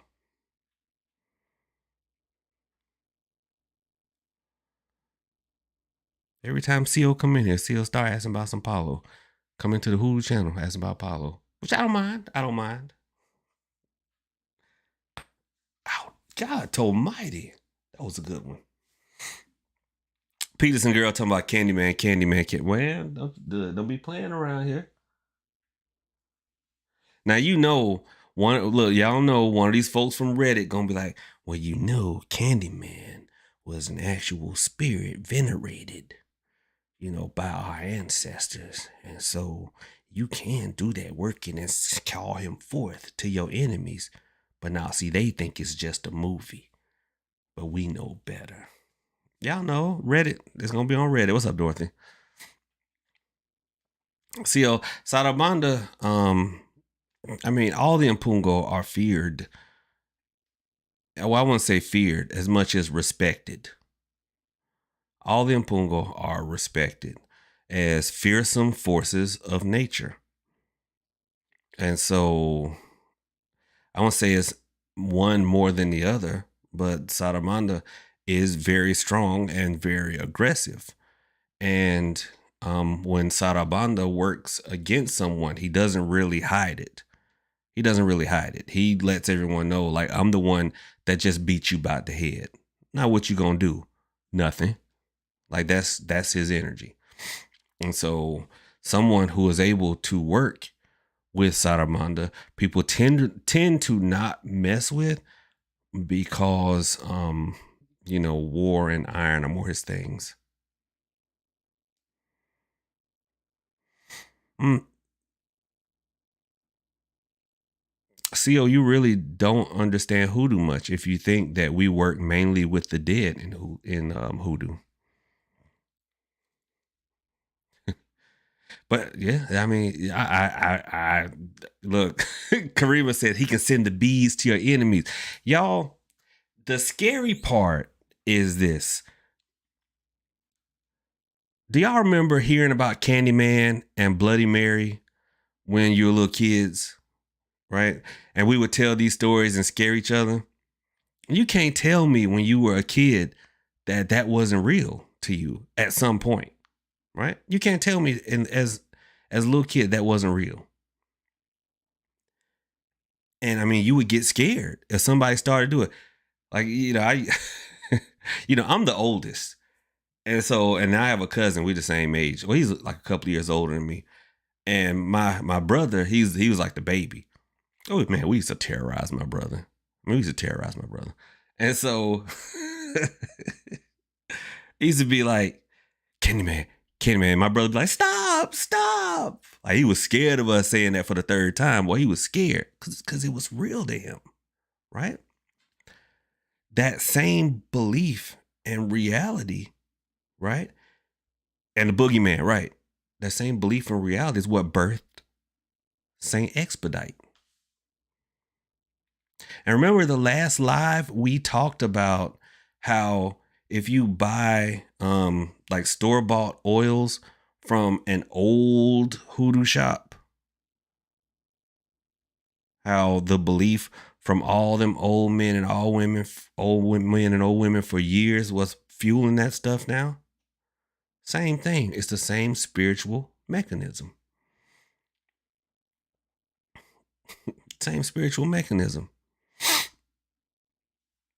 Brock says, oh, that reminds me of something in my 20s. I drew a circle in the middle of a hand mirror in black with 4 arrows pointing into the circle and set a black candle in front of it to encourage something to go on. But what happened? Brock, don't just leave us hanging. What happened? Right, Lex. I don't mess with Candyman to this day. Right? And I was going to say that, but I didn't want y'all to think I was no little punk or something. But hey, apparently, I'm not the only one. Y'all don't mess with Candyman. Bloody Mary, I don't know. But it was something about Candyman and the Boogeyman. Like, those two got me. Candyman and the Boogeyman. Those were my two. And here I am. I have had spiritual experiences that, shoot, Netflix. Netflix, call me. Call me, Netflix. I got something for y'all. Call me. Blumhouse. Call me.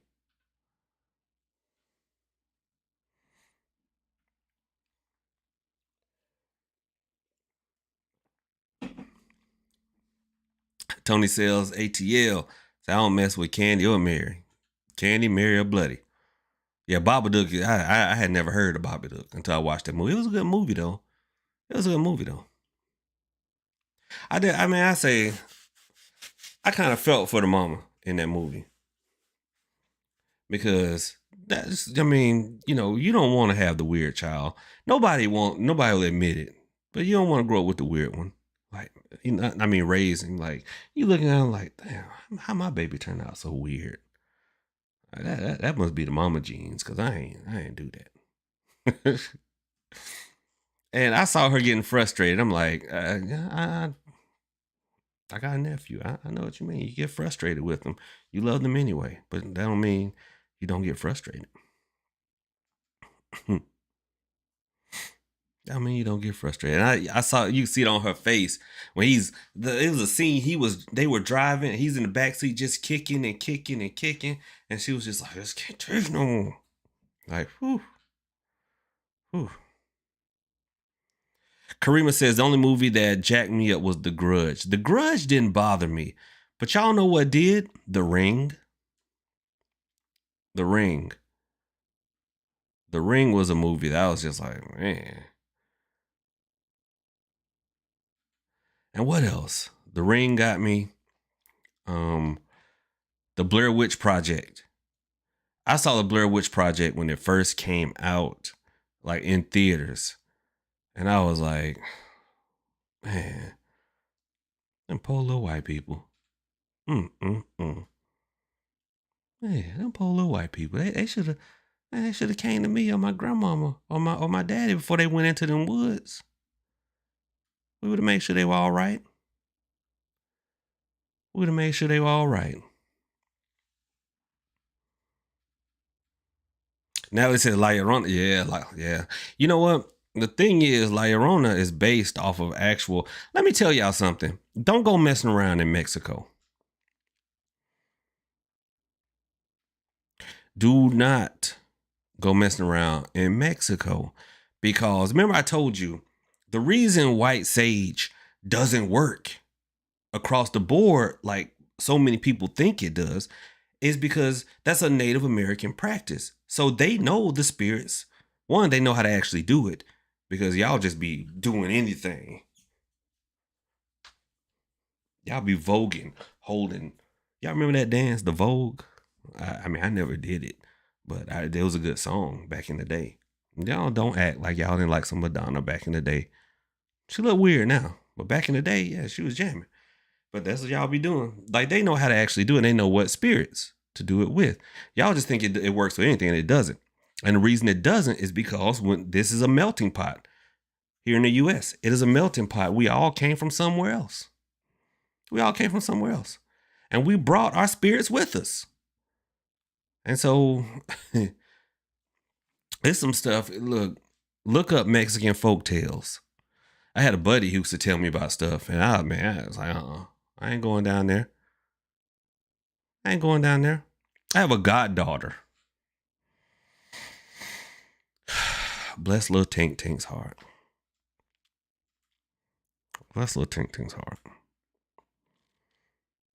That had her a Mexican man and went to Mexico with it, over there with him and his family. And they both like to drink and call me Tata. And I'm like, whoa, what's wrong? I'm over here in Mexico. And I'm like, because I had told her about that. Not saying you shouldn't visit. Like, I mean, it's a beautiful place. Like the whole rest of the world is a beautiful place. But I'm like, you miles away from anything. Don't go messing around. Look, y'all, if I ever went and visited some foreign country and I'm out in the countryside in that country, I'm humble and quiet. I ain't about to start nothing with nobody. Cause who gonna come get me? I'm gonna be humble and quiet. But she wasn't. And next thing you know, she's calling me walking down a dirt road in the middle of the night in Mexico.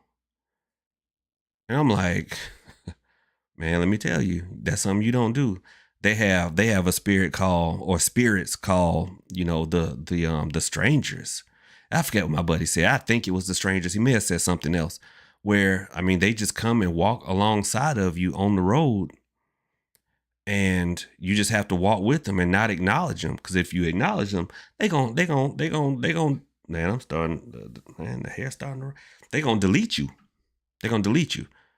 And they just walk alongside, and eventually they just go on about their business. But so could you imagine you just walking and hear somebody come and walk next to you, and you can't talk to them? No. Y'all still talking about these dang on scary movies. Let me see what y'all talking about. And La Llorona was another one. Yeah, The Exorcist. Man, The Exorcist scared me. It did. Brandy says I like the Blair Witch Part 2. It was all right. Part 2 is all right. Like most Part 2s. Most Part 2s are not going to be as good as the first one. That's why I say the people I teach hoodoo, don't try to be a little bitty me. Don't be a mini me, because the sequel never as good as the original, baby. You know what I'm talking about? Silent Hill was a good one, Alexis. Right. Just Martin said it's the skeleton key. You know, I think the skeleton key didn't bother me because I'm a root worker. And so I was too busy laughing at the skeleton key. Like, ain't none of that real. Like, what? Ain't none of that real. That's why skeleton key didn't bother me. Serpent and the Rainbow did not scare me, but it was a good movie. It was a good movie. The Conjuring, I saw that in the movie theater. Had some good jump scares. Loved it. Tony, the first Paranormal Activity. Absolutely. It was well written. Have y'all noticed? Let me tell y'all, if you guys like the horror genre, I'm like really into like the found footage genre of the horror movie thing. You know, kind of like the first Blair Witch Project. If y'all want, like, cause I don't know if y'all notice, the really, really good movies are the ones that are shot on shoestring budgets. Like, it's just somebody with a camera and a few friends. Because without a budget for special effects, they have to be original. They have to and they have to be created. They have to be original and they have to be creative. And so they tend to develop the characters and the plot better than these big budget Hollywood movies. So if y'all love stuff like that, then go on Tubi and just search found footage, and you'll find some good stuff.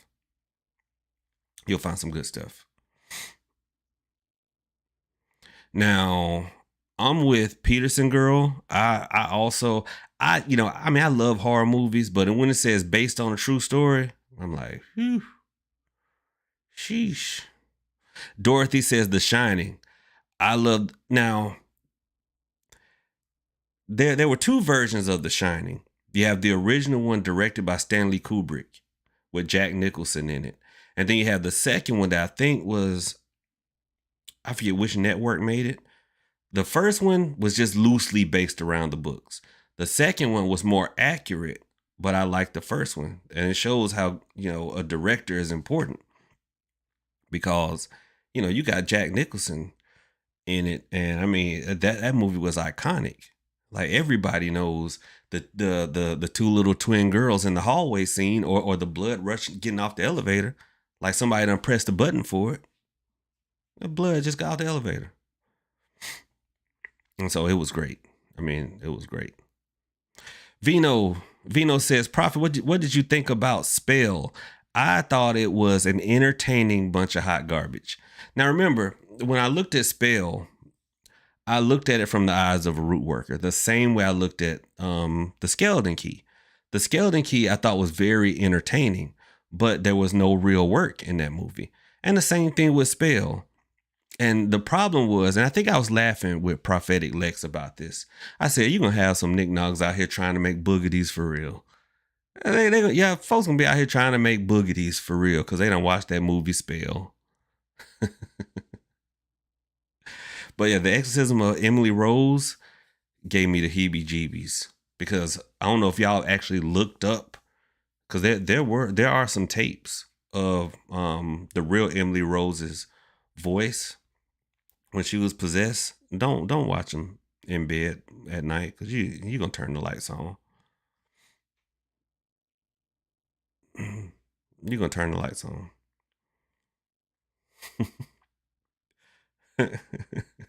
You're gonna be like, all right, that's enough of that. Yeah, I've always been an avid reader. And so I would read like Stephen King and stuff like that, right? And I remember being a little kid, because I was like the little nerdy kid. I'm still a nerd. I'm proud of it. And I used to read Stephen King. I walk around school with them big, thick paperback. That's what I love about Stephen King. When Stephen King sits down to write, oh man, like he Stephen King gives good book. He gives good book. I mean, it's big, thick one. So I'm reading Stephen King, and I would get spooked. I would get spooked. And so now I told y'all, I'm the oldest. I have a brother and sister. And when I would get one of these snakes, I always get to tapping when I'm talking about something that spooks me. Oh, Herman, you up? And so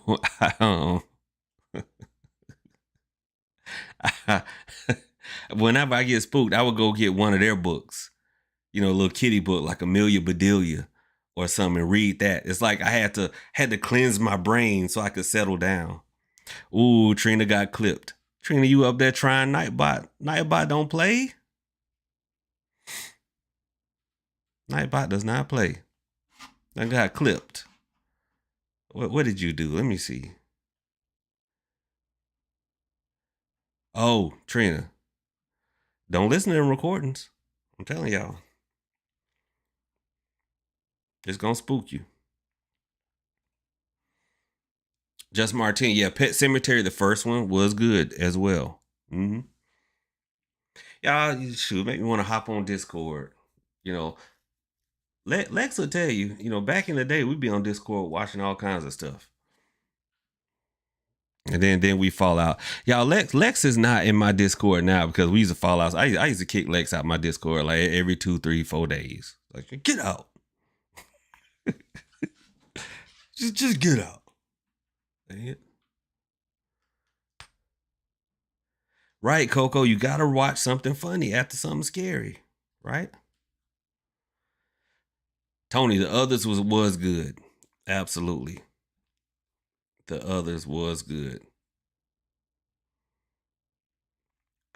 And, I think what I like about a good movie is what I hate about hoodoo movies. Because see, good movies, like I know, for instance, Stephen King, right? One of my favorite authors. And don't worry about it. Shoot, I'll play it. Hold on. Let's see. And one thing I know about Stephen King is if he's going to write that a character is about to pull the trigger on somebody, he just doesn't say, squeeze the trigger, boom, boom. No, he actually goes and gets that gun and then fires it to see what it feels like to him. And then he'll talk to people who know that weapon to find an accurate description, right? To find an accurate description. So I know reading some of his things that there are some things that are actually factual. And that's what a masterful storyteller will do, will blend fact and fiction in the entertainment. Unless they're in the hoodoo community, then it's all fiction and some lip gloss. You know what? I ain't gonna do that. And so, but the problem is, I think I'm not the only one who feels that way. I think a lot of you guys feel that way too. So you watch a hoodoo movie and think there's gotta be some realism in here somewhere. And then I look at the skeleton key and I'm like, no, ain't no realism in there. I look at spell and I'm like, ain't no realism in there. That's somebody who's just picked up a book somewhere and said, all right, cool. I'm gonna make a screenplay and somebody will buy it. And that's what happens. That's what happens. Herman, go to sleep. Yeah, I have a new snake. I named him Herman. I have a new snake named Herman, and Herman is up crawling around. I think because it's a little. Well, it's not too chilly in here. Herman is a baby. I think he's hungry. But yeah, I mean, if you, I think, well, you know what? I can't say that they did some of what I'm speaking about in the skeleton key in the sense that they use red brick dust, but the way they used it has been confusing people for 10 years.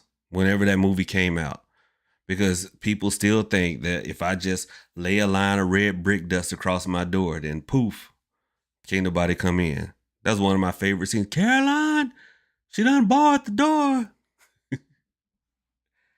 Skeleton Key is the only movie that will have white people pretending to be black people, pretend to be white people.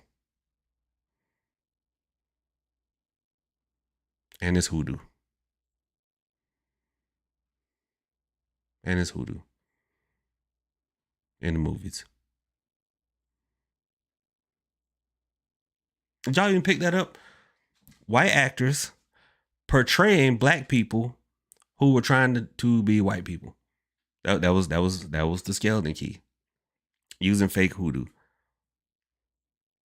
And y'all know why I'm such why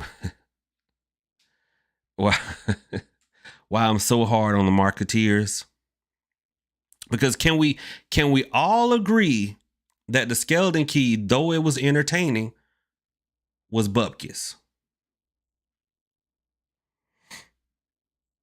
Can we all at least agree that part, right? The skeleton key, you know, even though it was entertaining, it was bupkis.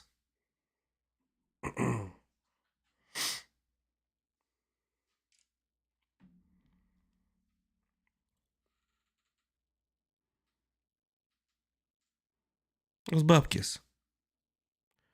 But here's the thing. The hoodoo advisor for that movie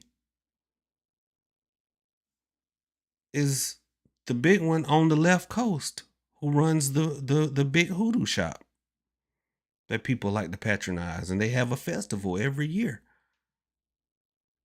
So you advised a movie with fake hoodoo in it.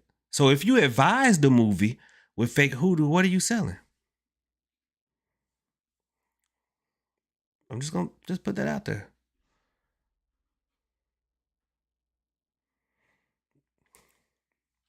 If you advise the movie and the movie had fake hoodoo, what are you selling?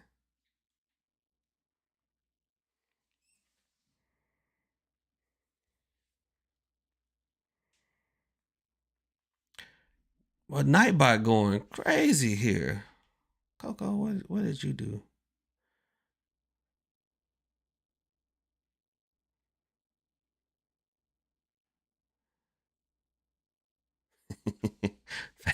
Faker than the strippers.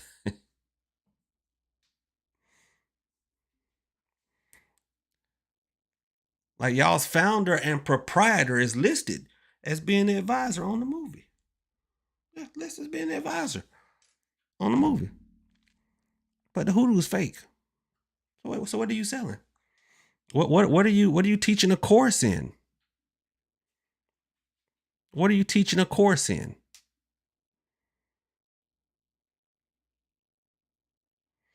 It's just food for thought. You know, when I was in school, Coco, I have no idea. I have no idea why Nightbot did. Nightbot just went rogue. So I guess you know, when I was in school, they taught a class called critical thinking, and I don't know, you know, maybe one of y'all have taken that class too. It used to be in high school, critical thinking, and basically it's a class on, you know, coming to logical conclusions based off the facts given.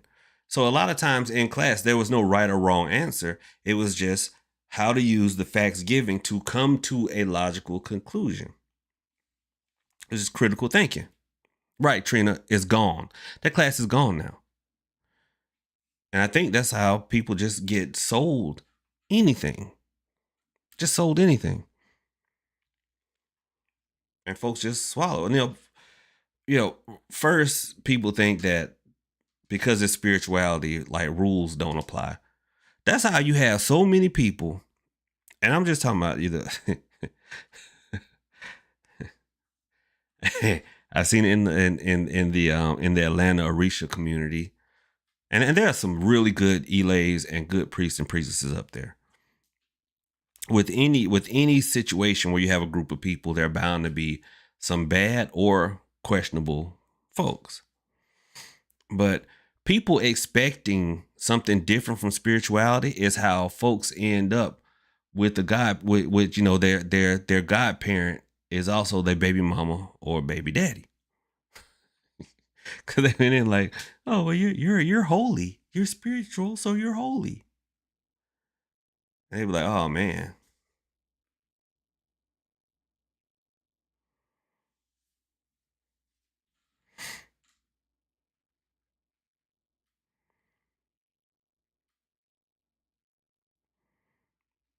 Mike, don't come in here trying to rehash a whole live and have folks thinking that's a question you just asking. You watched the last live where I talked about that. You need to quit.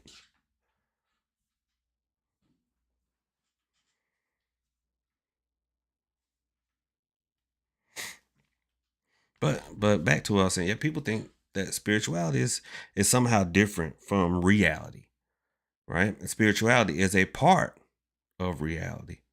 It is. And so anytime you deal with folks, you're going to deal with other kinds of folks. And so people, will sometimes try to distance it because, people will like say karate, for instance, and be like, hey, I took karate from a black dude and I'm good at it. So I didn't go to the source. I learned from somebody knowledgeable. But that person that you learned the karate from was knowledgeable and went back to the source. But where are you getting your hoodoo from? Where are you getting your hoodoo from? It's just like people who get their yeah. I get tired of beating a dead horse, man, but God almighty. Y'all know what I'm saying. Good grief. And we know that this is a black southern thing. How y'all ended up, other than Google, way out there on some non-black, non-southern stuff is beyond me. I'm just saying, I'm gonna leave it at that. Right, Mike. See, Mike, I knew. And you gonna come in here.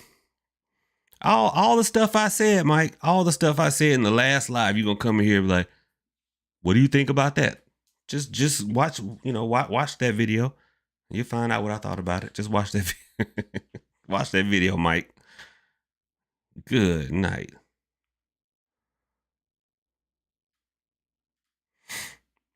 Oh Lord, y'all, Jimmy here.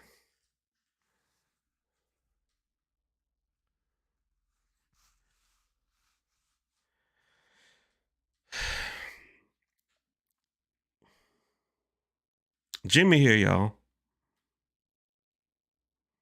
Jimmy just busted in the middle of the conversation with the most random statement in the world.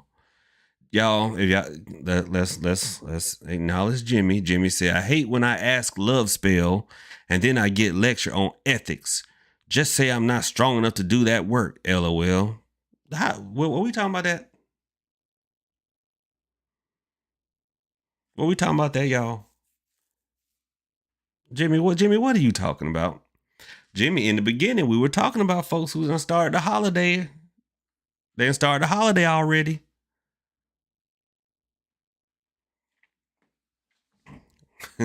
We all sitting here playing spades, talking about church.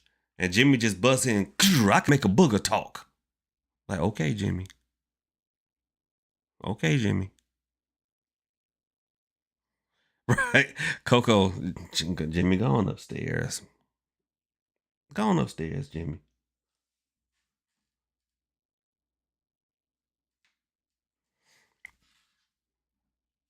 Coco didn't even say nothing. And Coco always saying, Coco, like, just go on upstairs, Jimmy. Just go on upstairs.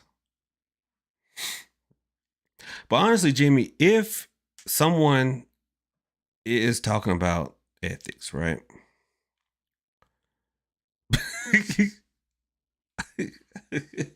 Trina said, y'all playing spades. He done holler Uno.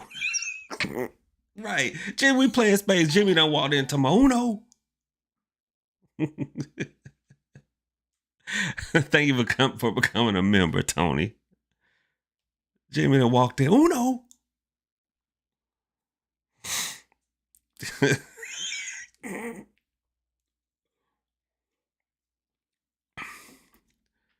Dang. Jimmy done pulled a card out his own deck and done slammed it on the dadgum table. Talking about blackjack.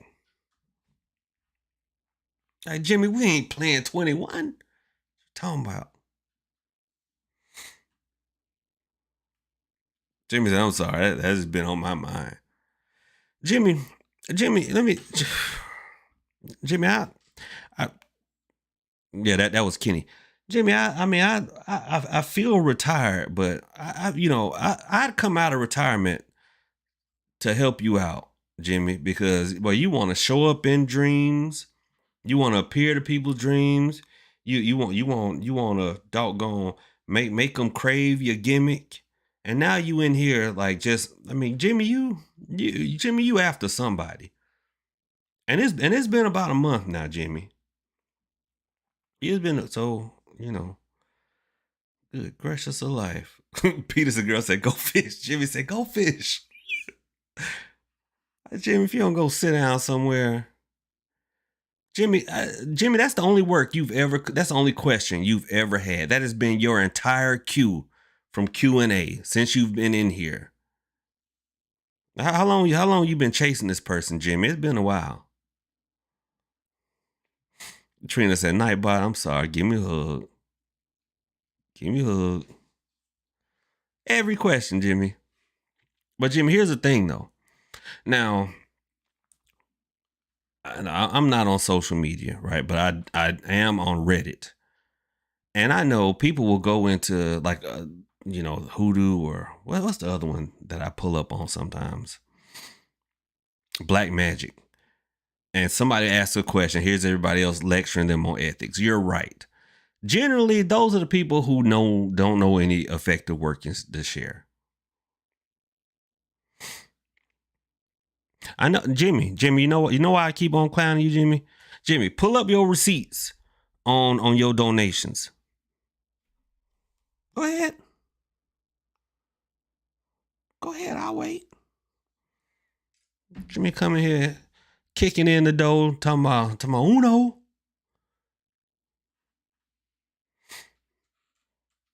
Talking about Uno.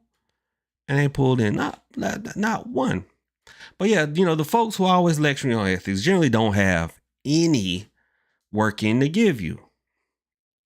Now, I will say this. I mean, a lot of times when it comes to this, not all the time, because there's no such thing as a totality except for the vacuum of space and death. Everything else is negotiable, right? Everything else is negotiable. But a lot of times, appreciate you, Tony. A lot of times we have to look and go, well, why am I doing this working? Why? Like, is there a lesson for me to learn in this situation?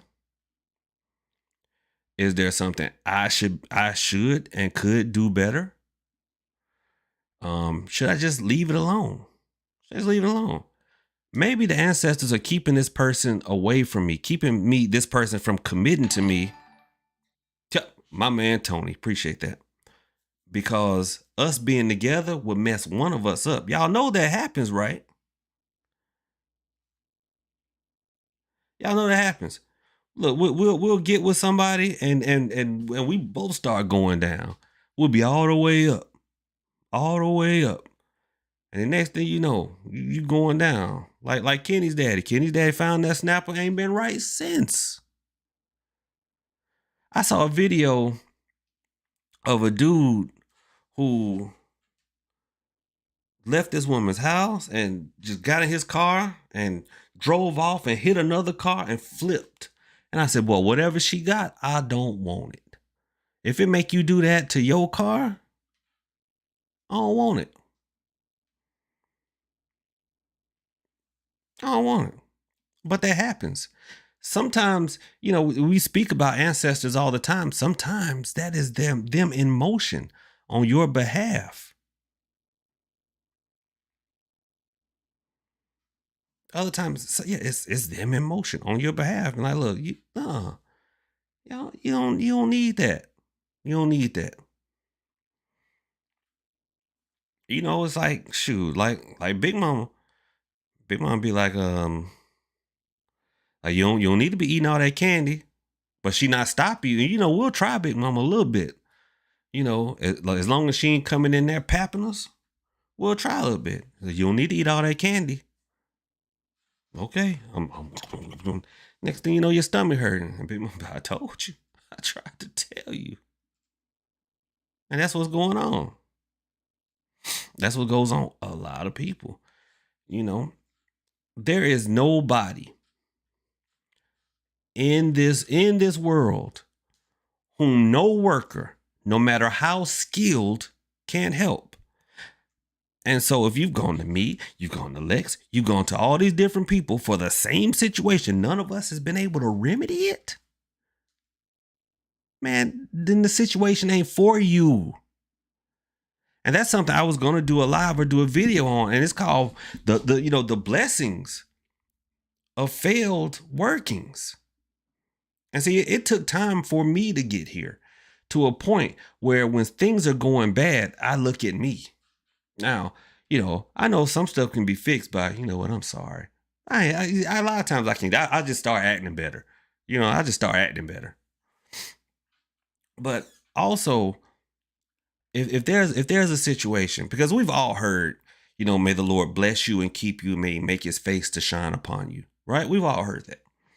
It's because we know when in the business of running the universe and keeping everything powered and keeping everything moving, just the Lord taking his time to just look at me, just to make his face shine upon me is a blessing. That's a blessing.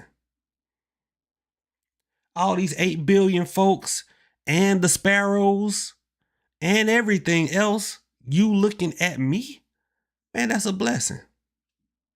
And so we know when you look at the African cosmology is this: the creator, known by many names, Aludamare, Bondu, and Sambi, known by many names, dropped us all down here, created everything, said, enjoy, but I'm going to give you free will. The African cosmology believes in free will, right? Believes in free will. And it would do neither me or you justice to give you free will. So if I'm just going to move you around like pieces on a board. So I'm going to create a means for the ancestor to contact you. I'm going to create the Loa. I'm going to create the Mpungo. I'm going to create the Orisha. I'm going to create guardian angels if that's your thing, right? So that they can stop y'all from running off of all these cliffs. I'm gonna give you the understanding of the roots and the herbs and the means to go about, improving your own situation. And I'm just gonna step back. I'm just gonna step back. That was the Africans believe. I'm just gonna do all this and then I'm gonna step back. See what you do. But there are some times, us being who we are going to use our free will to take our own feet and shove them straight up our own tails by doing crazy things. So when I encounter a situation where no amount of work can fix it, No amount of work can cure it. If I talk to my ancestors like, yeah, we doing everything we can from this side. You know, I may go out to my Apollo pots, say, hey, what's going on? They like, man, we done everything we doing. All the workings and all the spirits are doing everything they could, but there's no remedy. Then that means that big no that I'm getting is coming from higher above. That big no is coming from higher above. And I'm like, thank you. Because if nothing is helping and you took the time to make your face to shine upon me and tell me I don't need that, then I don't need it. I don't need it. So sometimes I'm thankful for workings not working out the way that I may have wanted them to, because that means that the big G himself is like, nah, bro, you don't need that. I'm going to put the squash on that. I'm going to put the squash on that. Because remember, ancestors, no, the Orisha, the ancestors, the Loa, the Impu, they're not all knowing and all powerful. There's only one all knowing and all powerful being, the creator of all. And if the creator took the time to them be like, Lou, no, just no, stop lighting it, no. And look, and y'all stop telling him yes, no, N-O, no. N-O, no. So in that sense, I'm thankful for that work, because you know what? You ever left a relationship and once everything cleared, you look back and was like, man, what the hell was I thinking? The hell was I thinking?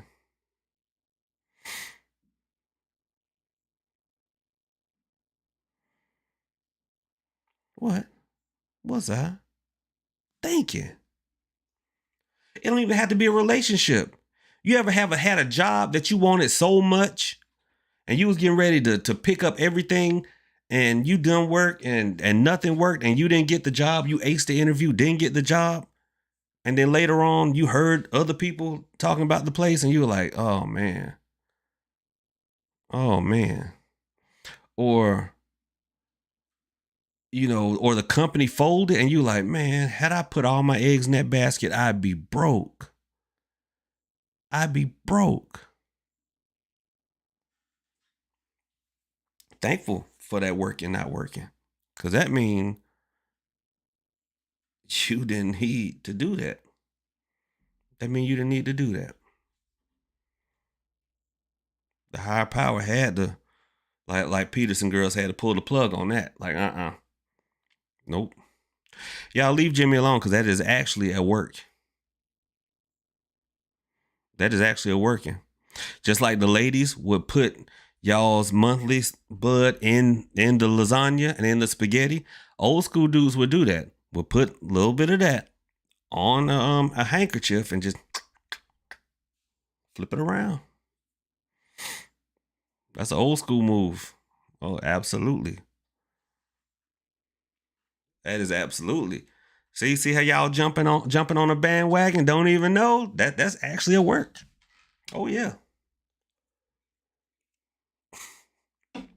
And I don't know why y'all tripping like y'all ain't got that like y'all ain't had that rag on the nightstand. Why y'all tripping? Y'all like, ooh, man. That same rag was on y'all's nightstand. Jimmy just taking it out. That do work with it. Y'all need to stop. Do I need to show y'all my mail? That something just came the other day. Like, oh Lord.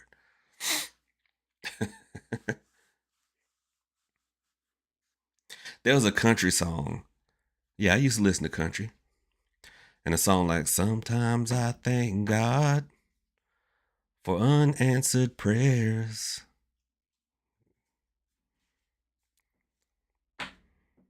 Remember that time you were a little kid and mom and daddy made you mad and you was in there praying to God to kill them?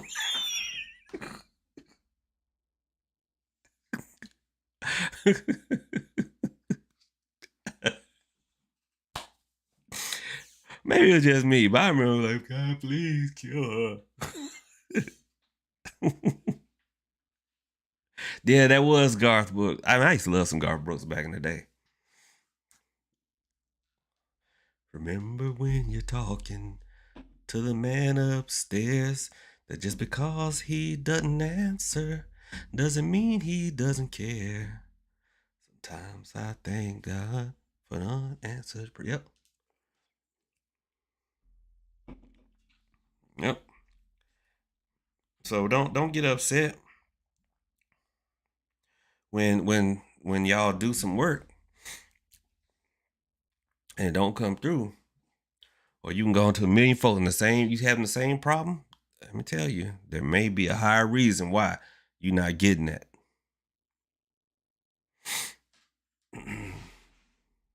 Maybe. Just maybe. Because some people have come to me to they got scammed. I know. I'm like, man, if you went to this person, you ain't get scammed. If it didn't work out, then what are you asking for? What are you asking for? Appreciate that, Roses. Thank you so much. And I also got your donation for your jar. Absolutely. And y'all, if y'all don't know what the jars are, these are my little mini jars here. Cause my nephew, is eating these things. And I take them and I clean them out. And I put together like a little kit, right? For it's either like a sweetening jar for love, or one for money, one for luck. And I think I did a hexing one as well. And it comes with the pre-made jar. You just add water. Unless it's the hexing jar, don't add water to that. Comes with a pre-made jar, a candle, and some powdered incense. $20 holler.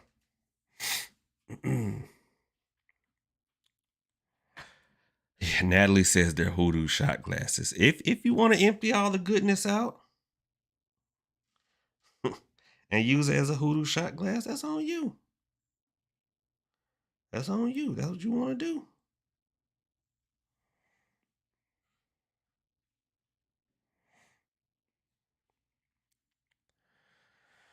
Whew. Y'all, it's 2:35. No, Lord, no. I've been streaming for 2 hours and 35 minutes. I wanted to play a little Call of Duty, but I think I'm going to lay down. See what Herman down there doing. Herman like he looking for food.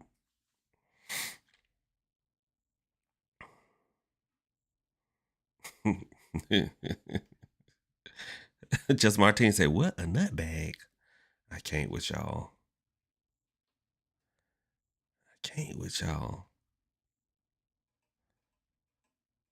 Because y'all know some people, because y'all know, I do counsel folks who come for working. I had this one lady who, and I've heard this several times over the years, like, Prophet, I just come to you because, I mean, you cheaper than a therapist. And I'm like, man, no, you need to go talk to somebody. I work in conjunction with that. Rose said that's for the singing. I appreciate it, Rose. But I'm telling y'all, Vino, I appreciate that. Thank you so much for the super chat, family. Some people just have to be reminded that there's 8 billion people out here. I know, especially when people ask for an obsession working. Have y'all ever noticed, like amongst your friends? Yeah, Coco. Just text it. That amongst your friends, right? Let's say you have a bunch of hoodoo working friends, or they know that that's what you do, and they ask you for an obsession working, right? To make someone obsessed. Have you ever noticed they be the one obsessed? They want that person to be just as obsessed as they are.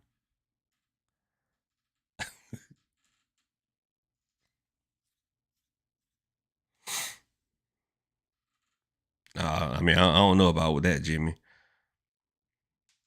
Jimmy, that sounds like something that'll blow up.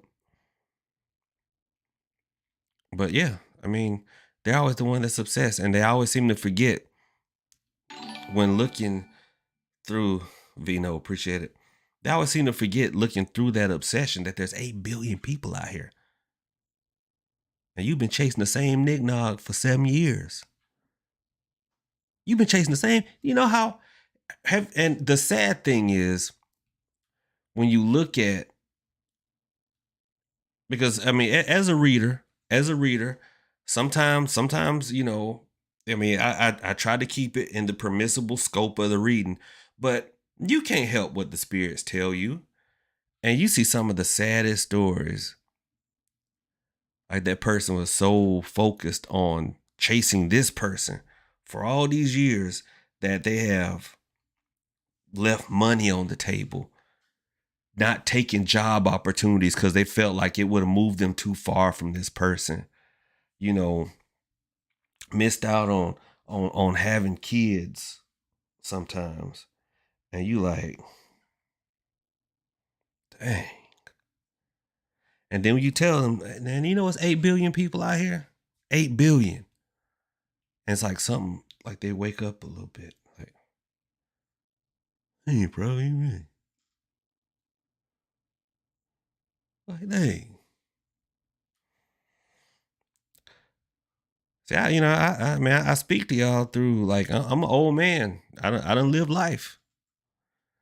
And yeah, y'all come for root work, which I will happily teach. I'll happily teach. But it's a little bit of life picked up along the way too. That back in the day, when we were a community, we didn't wait to be an ancestor to give you a little bit of shared knowledge. We didn't wait to become an ancestor. We tell you right now, sit you down. Because as my daddy said, ain't nothing new under the sun. I know we say, man, look at these 20-some-year-olds now, man. You can't tell them nothing. They think they know everything. We were the same way when we were in our 20s. We were the same way. So I know y'all gonna be that way. All I can do is try to cut the gap so you don't make it to my age before you like, man. Man, I know.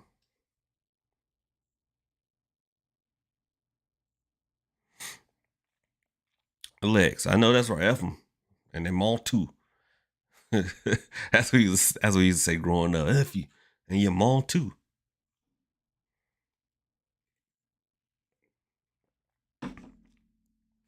Look, that's how you get into many fights talking about somebody's mama.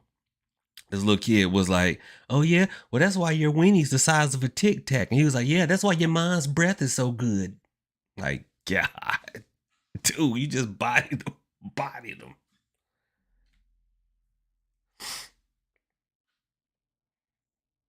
Gotcha, Coco. Let me set these two aside. Wow. Oh man, Kenny back. Ask Kenny. Jamie said, sometimes you just want to see what it look like just once. Kenny, not Kenny, Jimmy. Jimmy. Jimmy,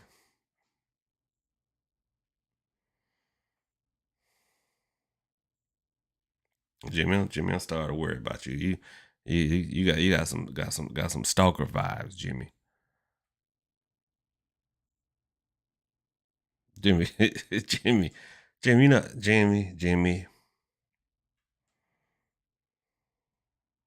Jimmy. Lord, Jimmy said sometimes you just want to see what it looked like just once. Jimmy, you ain't never seen one before?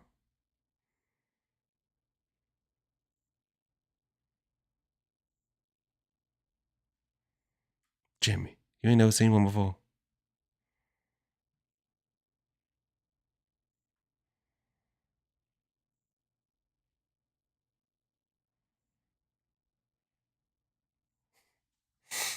You know what? I'm done messing with y'all. I'm. I just want to see what it look like. Jimmy said, I just want to see what it look like. Dang.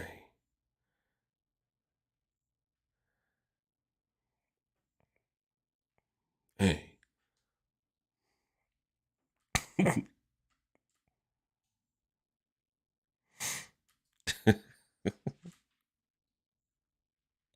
Jimmy said, I'm gonna leave it alone. Jimmy, no, brother, Jimmy, let me tell you something. I've been doing this for over 30 years.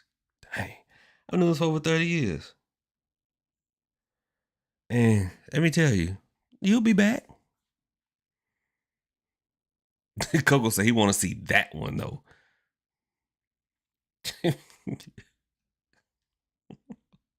Jimmy, I'm gonna tell you like this. Man, look, you can be craving steak all day. You can be craving a steak all day. Stomach growling. Craving the steak. You get home and ain't no steak, it's fried chicken. But guess what? You eat that fried chicken, you'll be like, that was just a craving. That was just a craving. I done got fed now though. That's just a craving. Some people done missed out on a whole bunch of life chasing a craving. What's up, Sophia?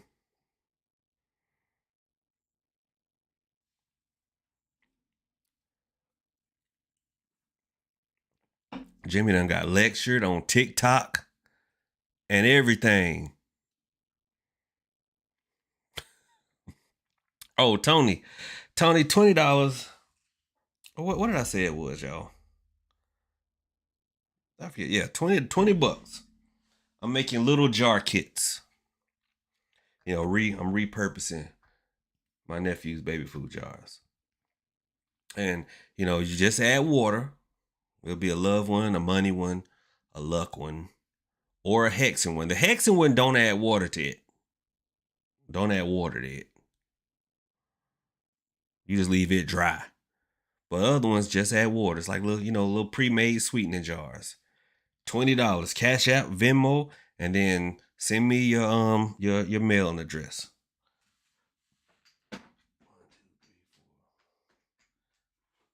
I got 8 left. I got 8 left.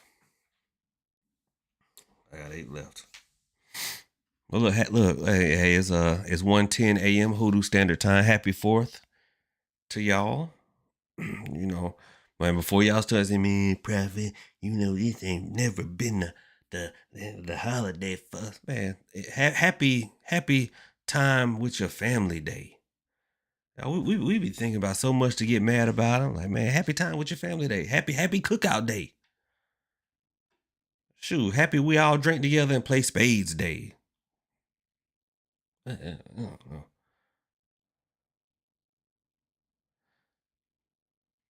No, Tony, you tell me which jar you want, and then I will send that to you.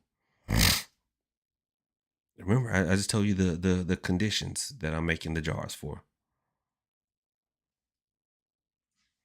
And y'all know this is a non-political channel. This is a place. See, our church is a place we can go. Our church is a place where we can come, and we don't discuss politics.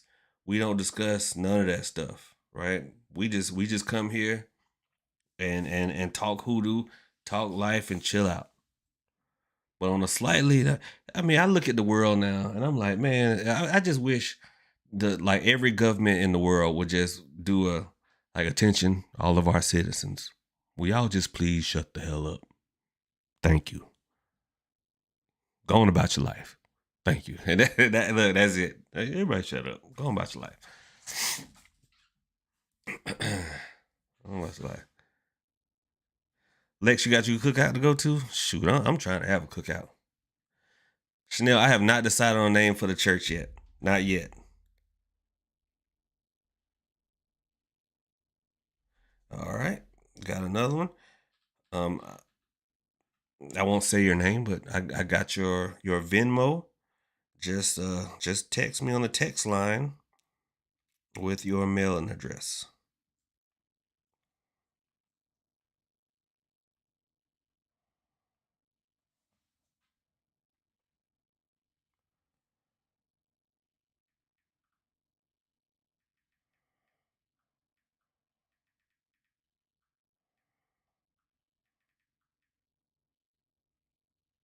Boom, there we go.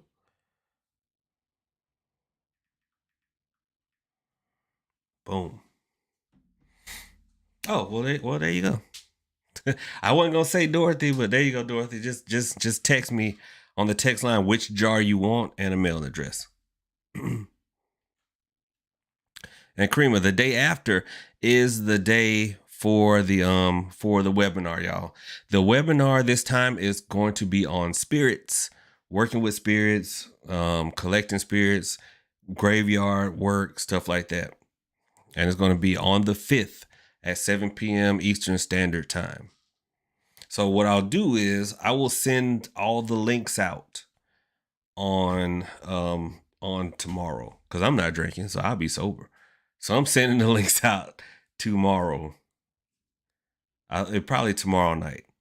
So if y'all don't get, and I'll make a short video on the day of, and a community post letting you guys know, if you don't get your link, please get with me. Somebody sent a donation for the webinar, and all it said was for the webinar.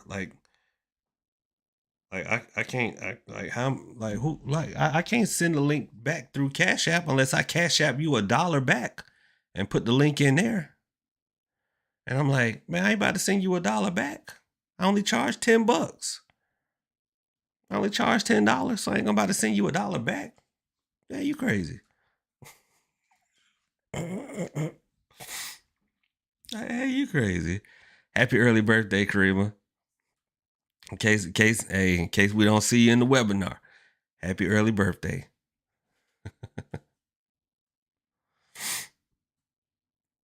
Yep, and then game night on Lex's channel. On the I didn't see I think I popped in, but I don't know. I think I was dozing or something. I don't know. You know what I may do, y'all? What I may do is tomorrow I may hop in the Discord and then we do a Discord live. I may do that tomorrow. You know, let some of y'all drunk folks keep me entertained. And I'm about to look at, let me see before I let y'all go. Well, before I let y'all go. So Tony, how many jars you want, brother? I'll save one for you. Yeah, we closing in on 20,000. Broken Arm closing in on 20,000.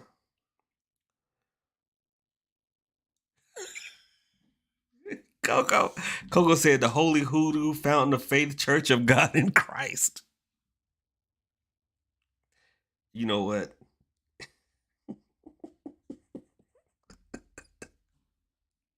See, that's what I'm talking about. I told y'all, I said, if y'all were in the live, y'all know what I'm looking for. And I appreciate all submissions. Even the serious ones. I appreciate all submissions. But that's what I'm looking for right there. That's now a couple of y'all included the Bethlehem in there. I like that. I absolutely did.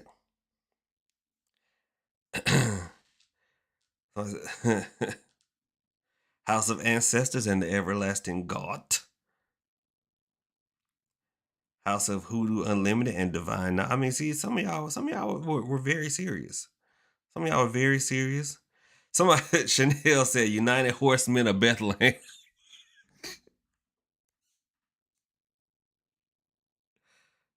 Look, I'm telling y'all, we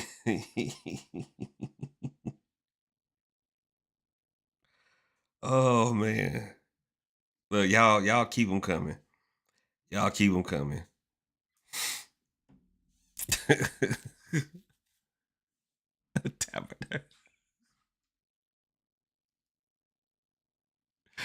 What's up, Kenny? Kenny says, Prophet, you're identical to my late Uncle Jimmy. That's what's up. That's what's up. Hi, John Holiness. I know, right? Right? And Tabernacle of Deliverance Center. And the solid, shoot. Because if y'all don't remember, we did a live where we were talking about all the names of the black churches that we have seen, you know, and there was always a Solid Rock, always a Mount Moriah somewhere, you know, always these types. So I was like, man, we're going to run them all together and throw some hoodoo in there. And we're going to have a church name as long as like a Spanish people's names. Maria Consuela de la Rosa Veracruz. Like we're going to have a long church name like that. The Cathedral of the Broken Army and the Tabernacle of Deliverance Center. God Christ. I knew Coco was not going to let me down because she was in the live. And I kept looking at the comments. I'm like, where Coco at? Where's she at? I know she ain't going to let me down. And she didn't. But y'all look here. Tony said one. Yeah, you got to put it in the community post. And y'all, with that being said, man, I have enjoyed this immensely. I think I still have enough in me to play some Call of Duty. So I'm going to play some Call of Duty. Let me see what Herman got going on down there. Let's see. And the little guys have got to feed them tomorrow. Oh, the little snakes eat a lot. So I'll feed them tomorrow. And Herman looking like he hungry. Herman like, man, where my food at? So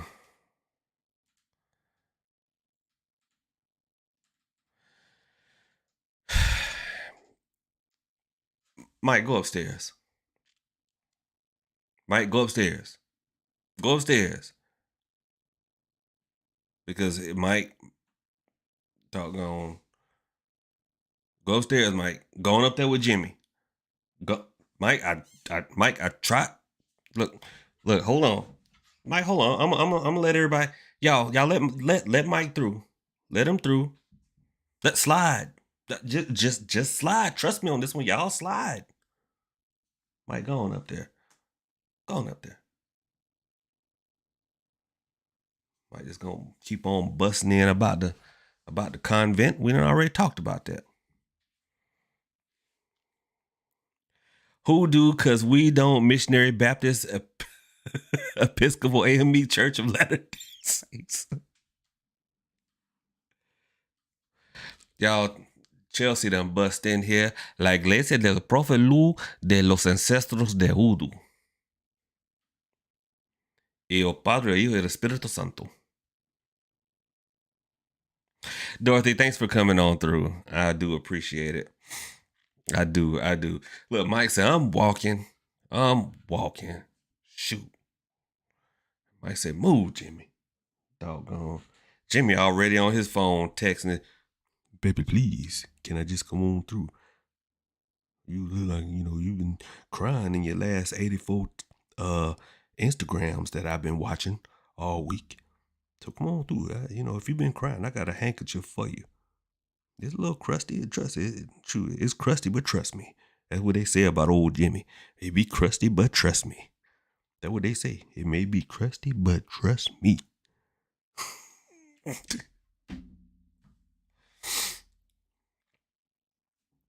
You know what? I'm done with y'all.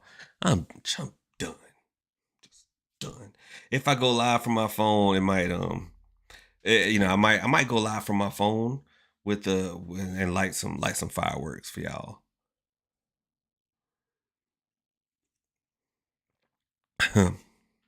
Rosa said, what's a dream book? A dream book is a lottery book, basically. My man Jimmy. So it's a lottery book, and basically it has a bunch of different names. I mean, it's like a dictionary, basically, but it has numbers attached to it. So people would dream and they wake up and go, hey, I dreamed about a blue car. So they look for the color blue, and then they look for a car, and then they play those numbers. That's basically a dream book. Yeah, I got to go play some COD, Karima. I'll play some COD. So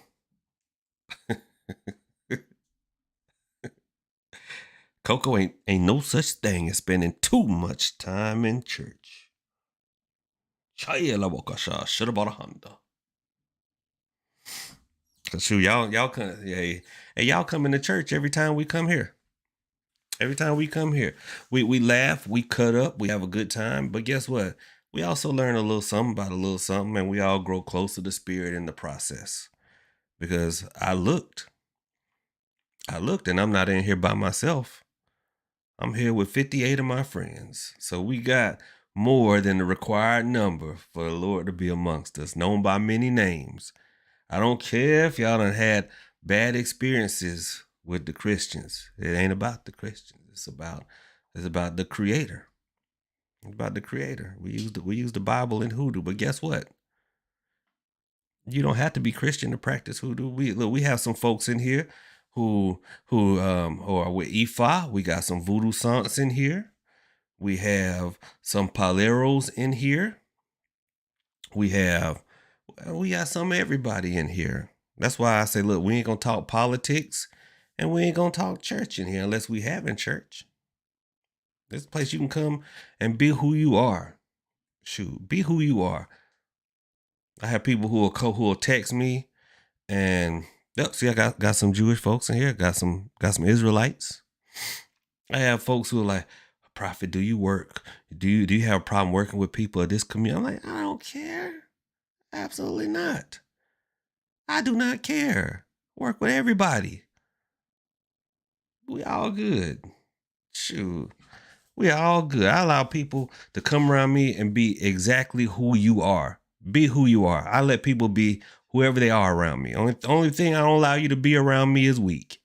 That's it. I refuse to allow weakness around me. I'm gonna tough you up and strengthen you up. Send you out there like a lion amongst the sheep. See, we got some Muslims in here. Hey, Sophia, is it Muslim or Muslim? Which one is correct? Muslim or Muslim?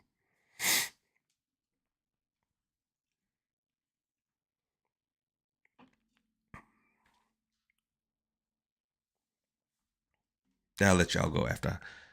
I'll dismiss y'all after I find that out.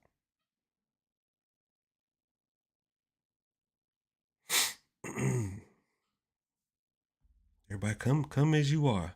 Come on in, bring your friend, and come on in now. Come on in. I say we waiting on you. Who to come on in? I say we wait. Look, let me stop. All right, y'all. Who's the choir director? Coco, you the choir director. We need to have that playing at the beginning of next service. All right, I kind of like that. That's what we're gonna have playing the next service.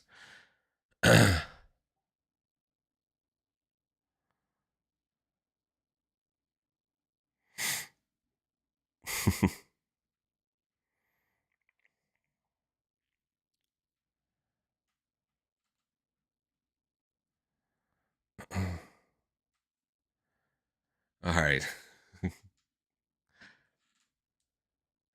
That's right, Lex. The doors of the church have now been thrown open.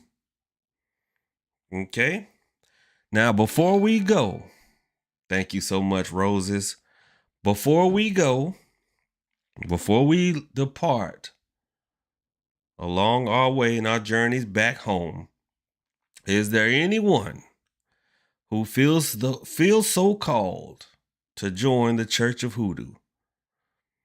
Is there anyone who wants to walk down that aisle? Deacons, y'all forget every week. Put the chairs down. Put the chairs down. There we go. Thank you. Thank you. Who wants to come down the aisle, receive the hand of fellowship, and join this church, either through baptism, Hoodoo experience, or letter? We old school. You got to bring a letter from your old church. Is there anyone? Will there be one? Not today. Oh, there's Vino. Okay. All right. We got Vino. All right, Vino. That's right, Coco. Will there be one?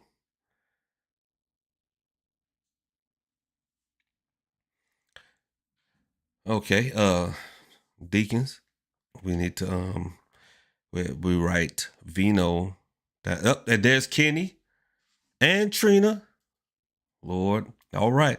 Guys, we did anybody now we had this problem last time. Did y'all fix the baptismal pool? No? Well, a couple of folks ran donations. How much is some caulk? I said caulk. Stop being nasty.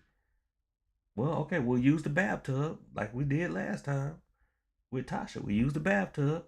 You know, I baptized, took the front half. I baptized in the name of the Father, Son, turned around, put the bottom half in the Holy Spirit. Whoosh. It's a 2-part baptism. That's what we're going to do. All right, y'all.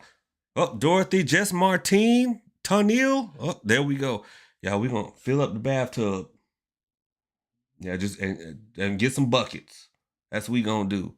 We shall turn nobody away. We shall turn nobody away. You will be washed in the Hoodoo fountain. You shall be filled. Lex, okay, prophetic Lex has graciously allowed us to use her swimming pool. You guys will be put on the calendar for your baptisms. All right.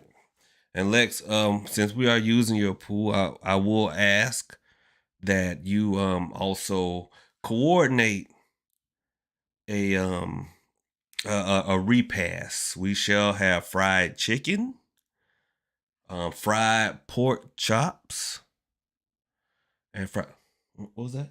Excuse me? I want no baked pork chop. Get that shit up out of here.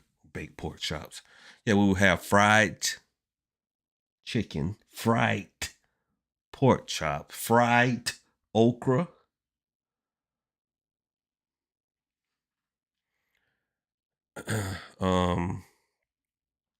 potato salad. Now, it goes without saying there, because of Sister Ernestine, we will not have anything red on the menu. There will be no red velvet cake. There'll be no red Kool-Aid. There will be no lasagna or spaghetti. I apologize, but we know how y'all do here. Okay? We know how y'all do. And y'all do me a favor. Jimmy is not allowed to bring a handkerchief to church. He is not. It will send out a memo to the motherboard to make sure that there is a box of Kleenex handy for Jimmy. He's not allowed to bring a handkerchief in the church. Has anybody checked on Brother Raynell? Yeah, because you have the one Natalie bit, because they say he might lose that pinky toe. Well, he the one said he knew all that damn karate, and Natalie knew crazy. She got him. He tried to kick her, and she pinky toe. I told y'all.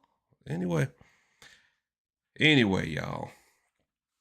With that being said, oh yeah, no rice. We will not be having white rice because my sisters from the islands taught the ladies how to make sweat rice, and we have 4 brothers getting on their knees proposing at Bible study. 4 brothers got on their knees proposing at Bible study, so we will not have anything red or white rice. Okay? So yes, the doors of the church have been thrown open. Of course, anyone who has ambulatory problems, or if you're in a chair or a walker, my elders will go first, followed by the young and hale, and we will schedule these upcoming baptisms. with that being said, I would like to thank you all for coming out. Guys, if you're new to the streams, we do like to joke and stuff around here, but the workings and stuff, we are serious about our hoodoo around here. We are serious about our hoodoo. We are serious about our ancestors and our traditions. You know, we joke and have fun, but hey, don't try us though. We serious. With that being said, y'all, thank y'all so much. Thank you for your donations. Thank you for getting in on the jars. Tony, get your jar money in, and then text me. All right, take me to Lord have mercy. Look at y'all, sounding like little angels over there. All right, y'all. Y'all have a good one. If I do not touch base with y'all, it's not even tomorrow now. Later today, man, y'all be safe out there. I'm gonna leave this live up. Y'all watch the workings that I gave out, do them, and keep yourselves safe. All right. I hate to hear that, one of my members is either down there, behind some bars or worse. All right. I do get invested in y'all. I kind of like y'all a little bit. So y'all be safe out there. And I will definitely see y'all. If I don't see y'all tomorrow, I'll definitely see y'all for the webinar. All right, y'all. Y'all have a great one. Be blessed. Prophet out.